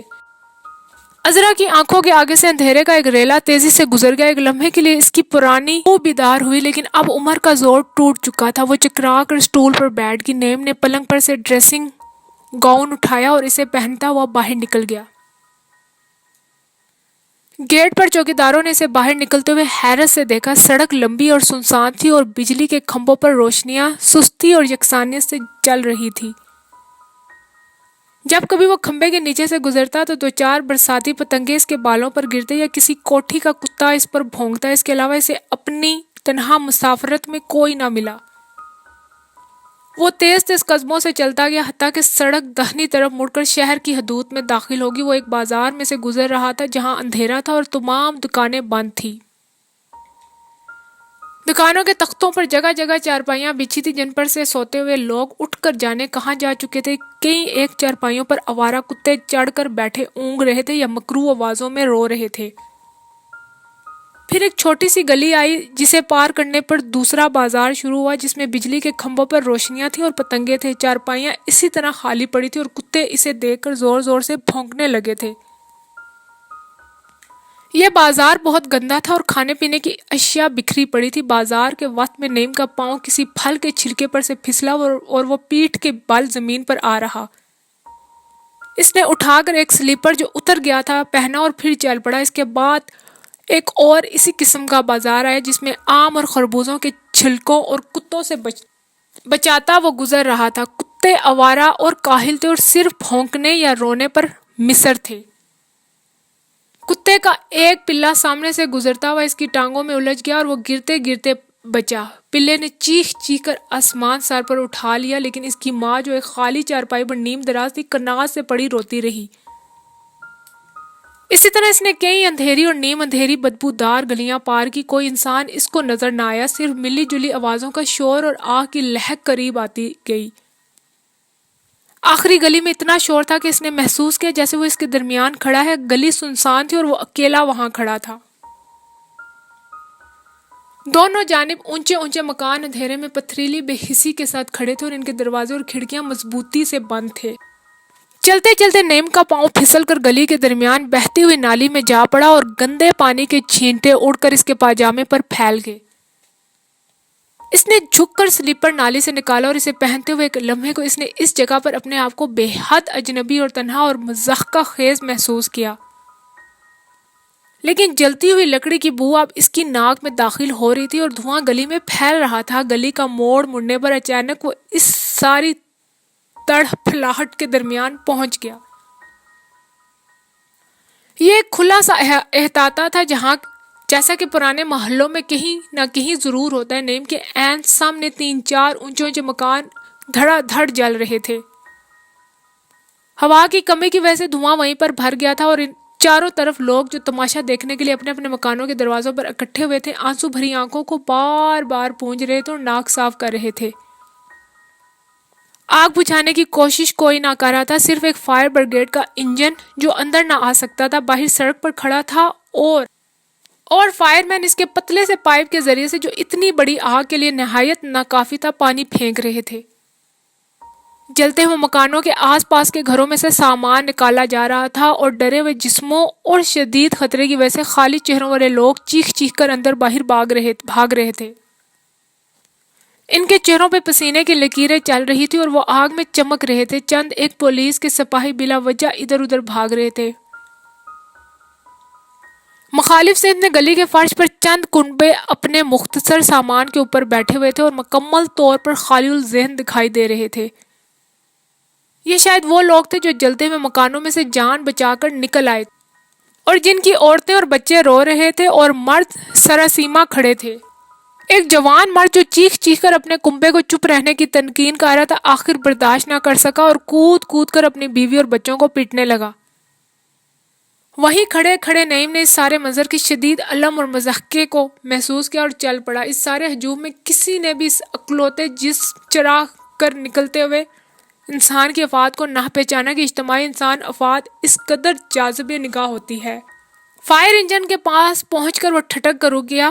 بلوائیوں کا ایک گروہ ایک اندھیری گلی میں سے نمودار ہو کر آنن فانن دوسری اندھیری گلی میں غائب ہو گیا۔ انہوں نے لنگوٹ اور منڈھاسے باندھ رکھے تھے اور پسینے میں نہائے ہوئے سیاہ جسم آگ کی روشنی میں چمک رہے تھے۔ چند پولیس کے سپاہی ان کا تعاقب کر رہے تھے۔ ایک ثانیہ، لیکن اس ایک ثانیے میں نجمی نے اس گروہ میں ایک بے حد مانوس اور عزیز چہرہ پہچان لیا۔ بلوائیوں کے گروہ میں سے ہونے کے باوجود وہ چہرہ نعیم کے لیے محض ایک ڈر کر بھاگتے ہوئے بچے کا تھا۔ اس کے سرد مہر دل میں اس کے لیے ایسی گمبھیر محبت کی لہر اٹھی جو باپ کے دل میں گمشدہ بچے کے لیے پیدا ہوتی، اور پہلی دفعہ اس نے اس سارے منظر میں اپنے آپ کو جذباتی طور پر شریک محسوس کیا۔ وہ یہاں ہے، اس نے اپنے آپ سے کہا۔ وہ سڑک پار کر رہا تھا جب ایک سپاہی نے بازو سے پکڑ کر اسے روکا۔ کون ہو تم؟ پھر بازو کی غیر معمولی سختی کو محسوس کر کے اس نے ہاتھ کھینچ لیا۔ یہ کیا ہے؟ نعیم نے جلد جلد آستین چڑھا کر ننگا بازو آگے بڑھا دیا۔ سپاہی نے ٹارچ کی روشنی میں حیرت سے اپنے ڈنڈے کی مدد سے ٹھونک بجا کر دیکھا۔ پھر اس کے لبوں پر ایک نفرت انگیز تمسخرانہ مسکراہٹ نمودار ہوئی۔ کون ہو تم؟ میں؟ تو کیا میں؟ سپاہی نے کڑک کر کہا۔ نعیم احمد خان۔ کہاں جا رہے ہو؟ میں کہیں نہیں۔ میں حرامزادہ بیٹھ جاؤ وہاں پر۔ نعیم سڑک کے کنارے ایک دکان کے تختے پر بیٹھ گیا۔ سپاہی ادھر ادھر گھوم کر اندھیری گلیوں میں جھانکتا رہا۔ پھر ایک گلی میں سے دو اور سپاہی نمودار ہوئے۔ تینوں نے جلد جلد آپس میں باتیں کی اور اسی گلی میں غائب ہو گئے۔ تھوڑی دیر تک انتظار کرنے کے بعد نعیم اٹھ کر چل پڑا۔ کئی سنسان بازار گلیاں عبور کرنے کے بعد وہ ایک کھلی سڑک پر نکل آئے۔ سڑک کوئنز روڈ کی طرح سیدھی اور خالی تھی اور دونوں طرف روشنیاں اکتاہٹ کے ساتھ جل رہی تھی۔ اس سڑک پر پھر پتنگے اس کے بالوں پر گرنے اور اکا دکا رکھوالا کتے اس پر بھونکنے شروع ہوئے۔ تھوڑی دور جا کر وہ ایک کوٹھی میں داخل ہوا۔ پورچ میں ایک مدھم سی بتی جل رہی تھی۔ آس پاس کوئی کتا یا چوکیدار نہ تھا۔ اسی اجلت سے برآمدے میں چڑھ کر اس نے گھنٹی بجائی۔ ایک بار، دو بار، تین بار، زندگی کے کوئی آثار نہ پا کر اس نے گھنٹی کے بٹن پر انگلی رکھی اور 1 منٹ تک اسے دبائے رکھا۔ ایک بوڑھا ملازم کوٹھی کے پیچھے سے نمودار ہوا۔ کچھ دیر تک وہ حیرت سے منہ کھولے نعیم کو دیکھتا رہا، پھر الٹے پاؤں بھاگتا ہوا غائب ہو گیا۔ روشن محل کے نعیم میاں، اس نے پھولے ہوئے سانس سے ایک ماما کو اطلاع دی۔ تھوڑی دیر کے بعد اندر بتی جلی اور انیس نے دروازہ کھولا۔ نعیم، اس نے سر سے لے کے پاؤں تک 2-3 بار اسے دیکھا، پھر بازو سے پکڑ کر اندر کھینچ لیا۔ کہاں سے آ رہے ہو؟ گھر سے۔ بازو سے پکڑے پکڑے راستے کے کمروں کی بتیاں جلاتا ہوا وہ اپنی اسٹڈی میں لے گیا۔ کیا بات ہے؟ کچھ نہیں، نعیم نے معمولی لہجے میں کہا۔ چند لمحے تک اسے غور سے دیکھتے رہنے کے بعد انیس گال پھلا کر جلاہٹ سے اور تن سے ہنسا۔ 3 بجے ہیں۔ جواب کا انتظار کیے بغیر اس نے ماما کو حلمچی میں گرم پانی لانے کا حکم دیا۔ تھوڑی ہی دیر میں وہ پانی لے کر آ گئی اور اس کے پاؤں دھونے لگی۔ اس وقت نعیم نے دیکھا کہ اس کے پاؤں میں صرف ایک سلیپر تھا۔ اتنی دیر میں انیس نے ایک صاف پاجامہ اور سلیپر لا کر رکھ دیے۔ جب ماما چلی گئی تو نعیم تولیے سے پاؤں خشک کرنے لگا۔ شہر میں فساد ہو رہا ہے، انیس نے کہا۔ ہاں، نعیم نے جواب دیا۔ پھر انیس کو اپنی طرف دیکھتے ہوئے پا کر وہ جھینپ کر ہنسا۔ نیند نہیں آ رہی تھی، میں یہاں چلا آیا۔ شکریہ۔ چائے پیو گے؟ نہیں انیس، نعیم نے کہا، مجھے بالکل نیند نہیں آ رہی۔ تو نیند آور دوا کھا لی ہوتی۔ اوہ نہیں انیس، تم نہیں سمجھتے۔ اس نے کرسی کی پوچھ پر سر رکھ کر آنکھیں بند کر لی۔ کئی لمحے تک وہ اسی طرح پڑا، تیز تیز سانس لیتا رہا، پھر سانس ہلکا ہوتا ہوتا بالکل غائب ہو گیا۔ دفتر انیس کو ایک عجیب بے چینی نے گھیر لیا۔ نعیم کی آنکھیں اندر دھنس گئی تھی اور اس کے ماتھے پر چند پتنگے آرام سے چل پھر رہے تھے۔ اس کے بڑے سے بے رنگ اور تھکے ہوئے چہرے کو دیکھ کر انیس کو محسوس ہوا کہ یہ ایک مرے ہوئے آدمی کا چہرہ تھا۔ اس نے اس کے قدیم اندرونی دکھ کو صاف طور پر اس کے بے حس چہرے پر دیکھا اور اسے خیال ہوا کہ یہ صدیوں کا تنہا اور مصیبت زدہ انسان آج اس گھر میں آ کر مر گیا ہے۔ وہ گھبرا کر جلد جلد فساد کے بارے میں باتیں کرنے لگا۔ نعیم نے آنکھیں کھولی اور آگے جھک کر بیٹھ گیا۔ نہیں انیس، میں تکلیف میں ہوں، میری بات سنو۔ میں اس لڑکی کے ساتھ سویا اور پھر اسے چھوڑ کر چلا آیا۔ طویل عرصہ گزر گیا ہے اور وہ آج بھی میرے دل پر ہے، آج بھی۔ کون؟ کب؟ ایک لڑکی تھی بہت پہلے۔ کون سی ایسی بات؟ کچھ دیر کے بعد انیس نے کہا۔ عمر میں کئی بار انسان کو محبت ہو جاتی ہے، کیا تم سمجھتے ہو کہ چند مذہبی رسوم نہیں یہ بات نہیں، محبت میں سب کچھ آ جاتا ہے، رسوم اور رواج اور سب، میں ان باتوں میں یقین نہیں رکھتا، لیکن محبت کہاں تھی؟ میں محبت کے بغیر اس کے ساتھ سو گیا، حیوانیت کی خاطر، اپنی بدبختی اور آفات کا بدلہ لینے کی خاطر، کمزور اور معصوم لڑکی، میں نے اسے تباہ کر دیا محبت کے بغیر، اور اس کے بعد سے وہ میرے دل پر ہے۔ میں کسی بھی عورت سے محبت نہیں کر سکا، اپنی بیوی سے بھی نہیں۔ اتنی مدت ہوئی میں کبھی دل میں امن لے کر اس کے ساتھ نہیں سو سکا، یہ سب اسی کی وجہ سے ہے، وہ ہمیشہ میرے دل پر سوار رہی اور میرے دل پر وہ بھی سوار رہا۔ نعیم نے سستی سے آنکھیں اٹھا کر انیس کی طرف دیکھا۔ وہ شخص جسے میں نے قتل کیا۔ قتل؟ نہیں، میں نے اسے کوئی ضرب نہیں لگائی، صرف میں نے اسے قتل کر دیا۔ میدان جنگ میں وہ ایک بہادر اور خوشبخت شخص تھا۔ اس نے اپنے بیوی بچوں کی باتیں کی اور میں نے اپنی بدبختی میں خواہش کی کہ وہ مارا جائے۔ میں بارود لا رہا تھا کہ میں نے انہیں دیکھا۔ بندوقیں سیدھی کی، ان کی سیاہ لمبی قطار بڑھتی آ رہی تھی۔ خندق میں سے اس نے پوچھا، نعیم تم زخمی ہو؟ میں نے کوئی جواب نہ دیا، اور وہ دلیر آدمی تھا، مجھے بچانے کے لیے باہر نکل آیا اور انہوں نے اسے چھلنی کر دیا۔ میں وہاں سے بھاگ آیا۔ وہ دیر تک رکا رہا، لیکن اس کا ڈھلکی ہوئی مونچھوں والا زرد چہرہ چاند کی روشنی میں ابھی تک وہیں پڑا ہے۔ وہ کبھی بھی میرے سامنے سے نہیں ہٹا، کبھی بھی نہیں۔ اس کے بعد ایک مدت گزر گئی، میں کسی شخص سے قدرتی تعلقات قائم نہیں کر سکا، کوئی دوست نہیں بنا سکا۔ میں ہمیشہ لوگوں کی موجودگی میں بے چینی محسوس کرتا رہا، کبھی کسی پر اعتماد نہیں کر سکا۔ بتاؤ انیس، میں کب تک زندگی کے جرائم کو ساتھ لیے لیے پھرتا رہوں گا؟ یا میں محض تمہارے سامنے ان کا اعتراف کر کے سرخرو ہو سکتا ہوں؟ بتاؤ۔ انیس خاموش بیٹھا اسے دیکھتا رہا۔ پہلی دفعہ وہ اس شخص کے لیے گہری ہمدردی اور رنج محسوس کر رہا تھا۔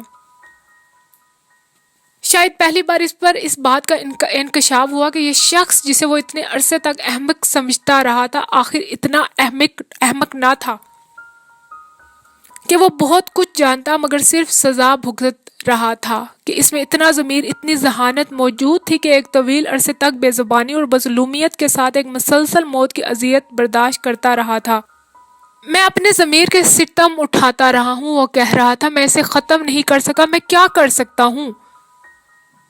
تم قابل رشک ہو، تم نے اسے ختم کر دیا، مگر کیسے خدارا بتاؤ۔ پچھتاوے ہمارے سب سے لا حاصل جذبے ہیں، انیس الرحمن نے کہا، لیکن یہ کہتے ہوئے اس نے اپنے آپ کو بے حد کمینہ اور احمق محسوس کیا۔ اور آج میں نے علی کو بھی دیکھا ہے، نعیم نے بولا، میرا بھائی جسے میں نے گھر سے نکال دیا تھا وہ یہیں پر ہے، وہ میرا خون ہے، پر میں نہیں جانتا کہاں پر ہے۔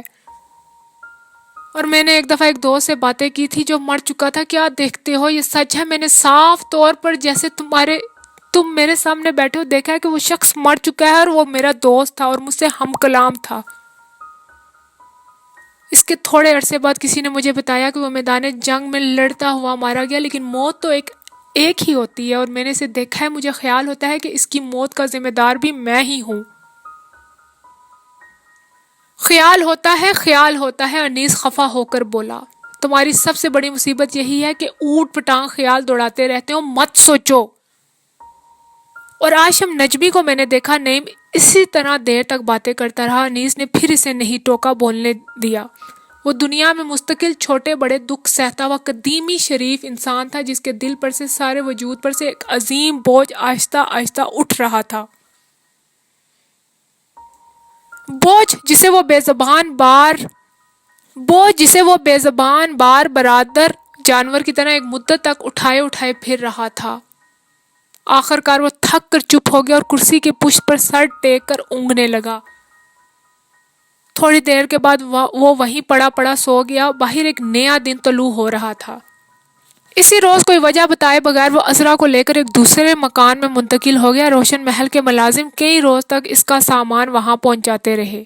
پارلیمنٹ ہاؤس میں عجیب گہما گہمی تھی۔ ہند کی مکمل آزادی کے لیے آخری گفت و شنید ہو رہی تھی۔ لارڈ ماؤنٹ بیٹن 18 گھنٹے پارلیمنٹ میں اور گورنر جنرل ہاؤس میں کانفرنسیں بلاتے رہتے تھے،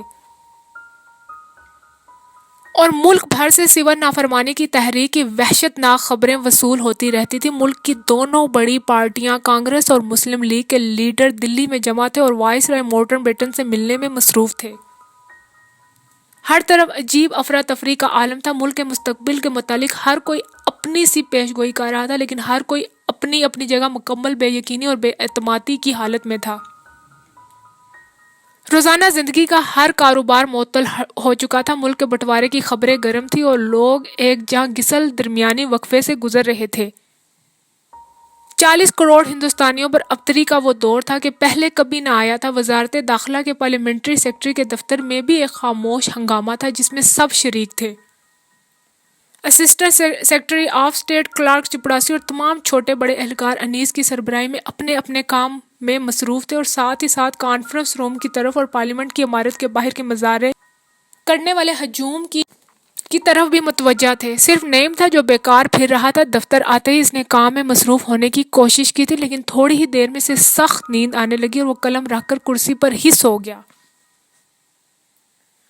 چند منٹ کے بعد جب وہ جاگا تو حیرت انگیز طور پر پرسکون تھا اور ہر چیز اجنبی اور خوشگوار لگ رہی تھی۔ وہ باہر کی طرف کھلنے والی کھڑکی کی طرف آ کھڑا ہوا۔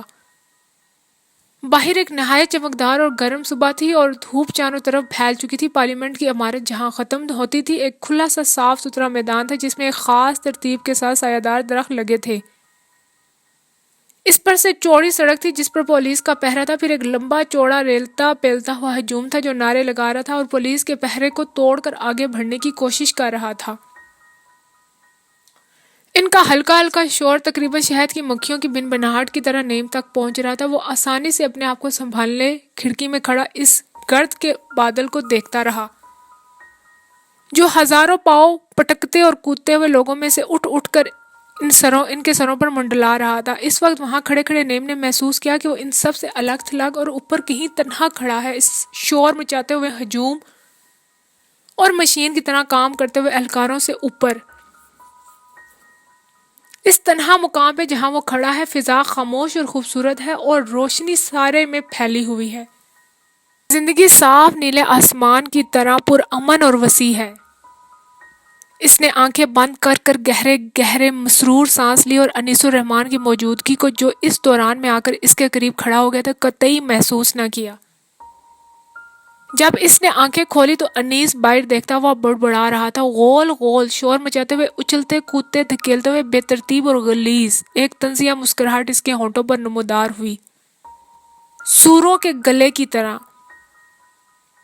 نعیم بے خیالی سے اسے دیکھتا رہا۔ جب وہ دوبارہ جا کر اپنے کام میں مصروف ہو گیا تو نعیم برآمدوں میں ٹہلتا ہوا کانفرنس روم کی طرف نکل آیا۔ اس وقت وہ تمام اس کے سامنے سے گزر کر اندر داخل ہوا۔ نہرو، راجگوپال، آچاریہ پٹیل، کرپلانی، جناح، لیاقت، بلدیو سنگھ، ایک ایک کر کے سب پھر دروازے بند کر دیے گئے۔ وہ ٹہلتا ہوا واپس کھڑکی میں آ کھڑا ہوا، پھر وہ آنکھیں پھاڑ پھاڑ کر دیکھنے لگا۔ دور کے ہجوم میں سے دوبارہ وہ گمشدہ عزیز چہرہ نظر آیا۔ علی، علی! گرم دھات کی طرح پگھل کر اس نے دہرایا اور آپے سے آپ اس کا تندرست بازو اس کی سمت میں اٹھ گیا۔ وہ پسینے اور گرد میں اٹا ہوا بازو بلند کر کے اچھلتا ہوا سیاہ محبوب جسم ہجوم میں غائب ہو چکا تھا۔ نعیم کا بازو آپ سے آپ نیچے گر گیا اور حیران اور پریشان نگاہیں ہزاروں انسانی سروں اور بازوؤں کے اوپر بھٹکنے لگی۔ اب اس کے سامنے علی نہ تھا، ہجوم بھی نہ تھا، اس کے سامنے اس کی گمشدہ جوانی تھی، اس کی ساری گمشدہ جوانی، اس کی ساری گزشتہ جدوجہد تھی، اس کی زندگی تھی، وہ تمام ادارے، امنگیں، ولولے، وہ ساری جدوجہد محض اس دن کے لیے کی گئی۔ اس نے سوچا محض اس دن کے لیے۔ اس نے سوال کیا کہ آخرکار ہم بھلا دیے جائیں کہ ایک طویل اور تکلیف دہ زندگی بسر کرنے کے بعد بوڑھے اور صرف بوڑھے ہونے کے لیے اس اقدار، اس قدر اکیلے رہ جائیں۔ یہ کیا ہے؟ میں یہاں کیا کر رہا ہوں؟ ساری زندگی سارے دکھ کے معنی تلاش کرتا ہوا میں کہاں پہنچا ہوں؟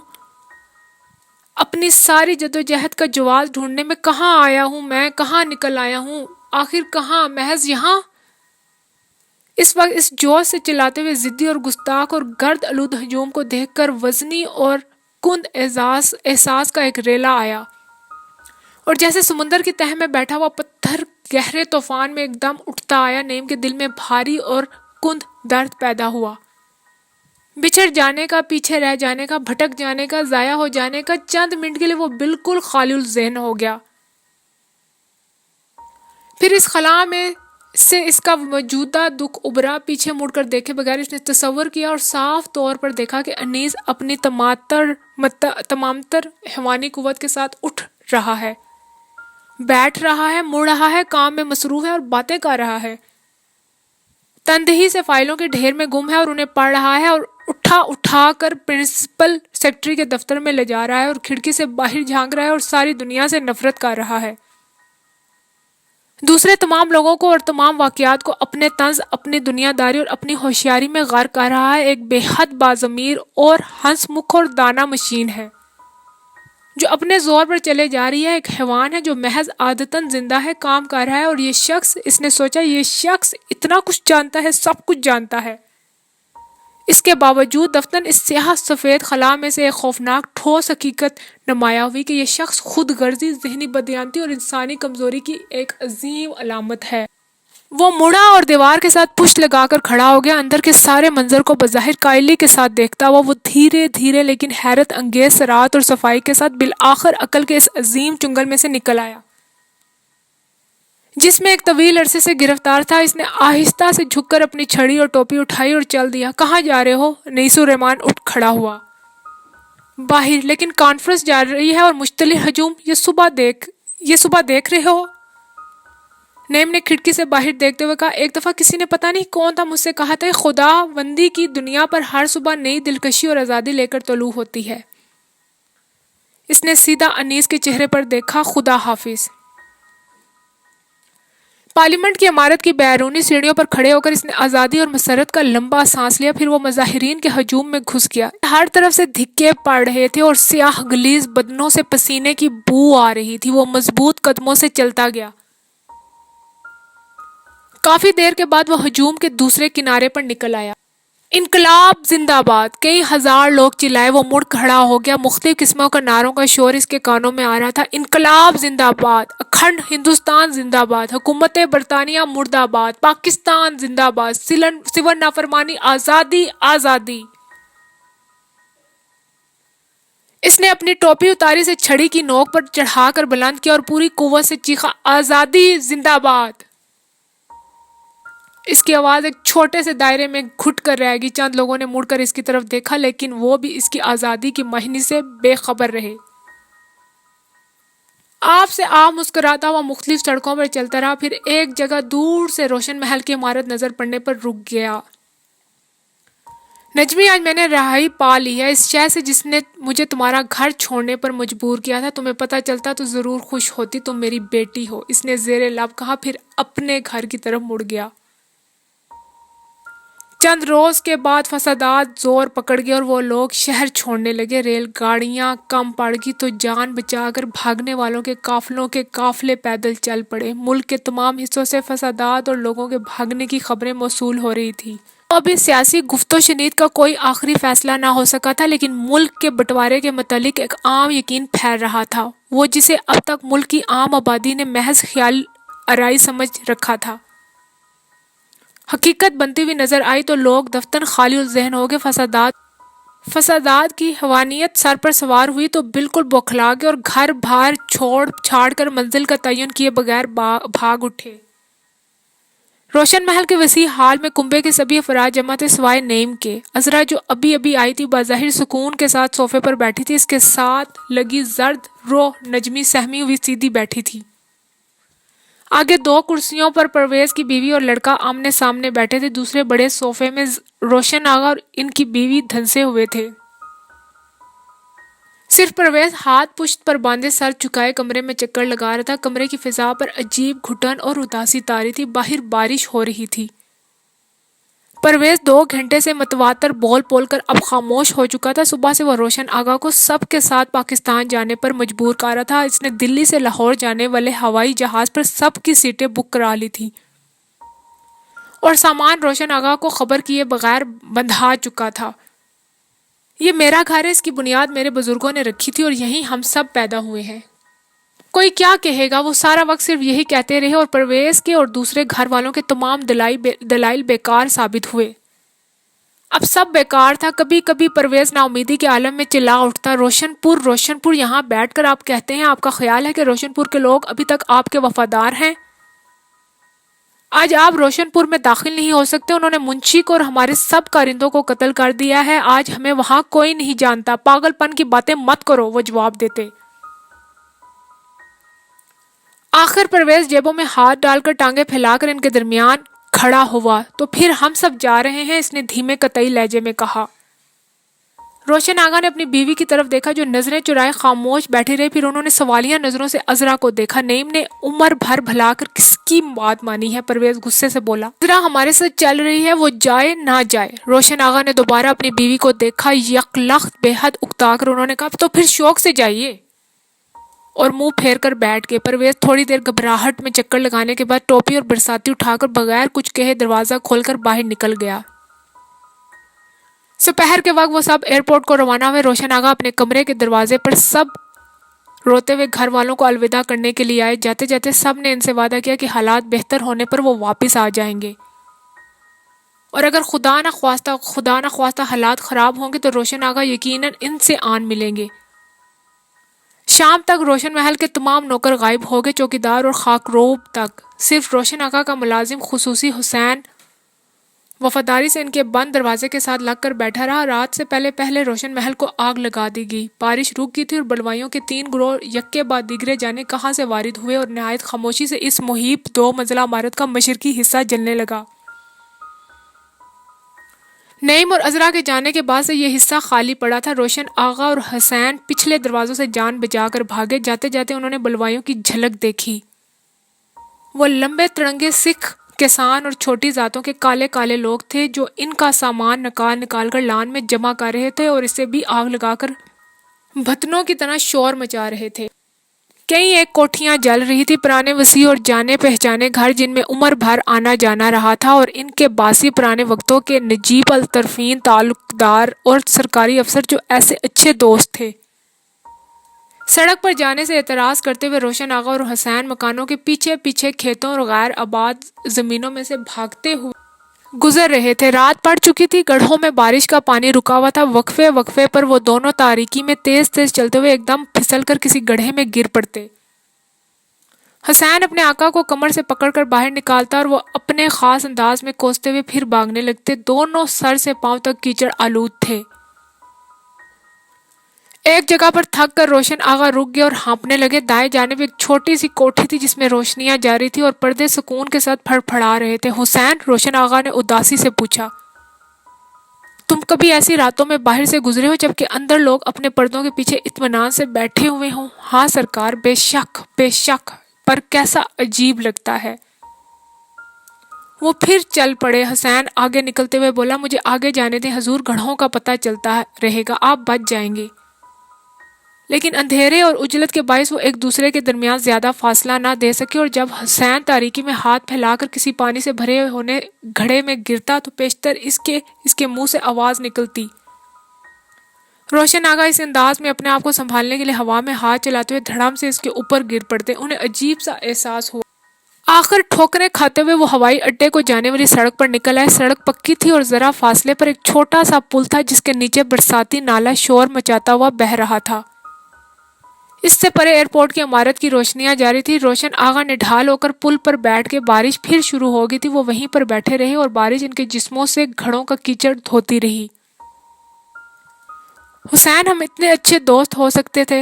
اچانک روشن آغا نے کہا، ہی میں آپ کا خادم ہوں سرکار، یہ سب بیکار ہے۔ انہوں نے ہاتھ کی ہلکی سی جنبش سے کہا، کوئی کچھ بھی نہیں ہے، آج جہاں پر تم ہو وہیں پر میں ہے۔ تم نے دیکھا، یہ زندگی کی آخری سطح ہے، اور آخری اور یقینی۔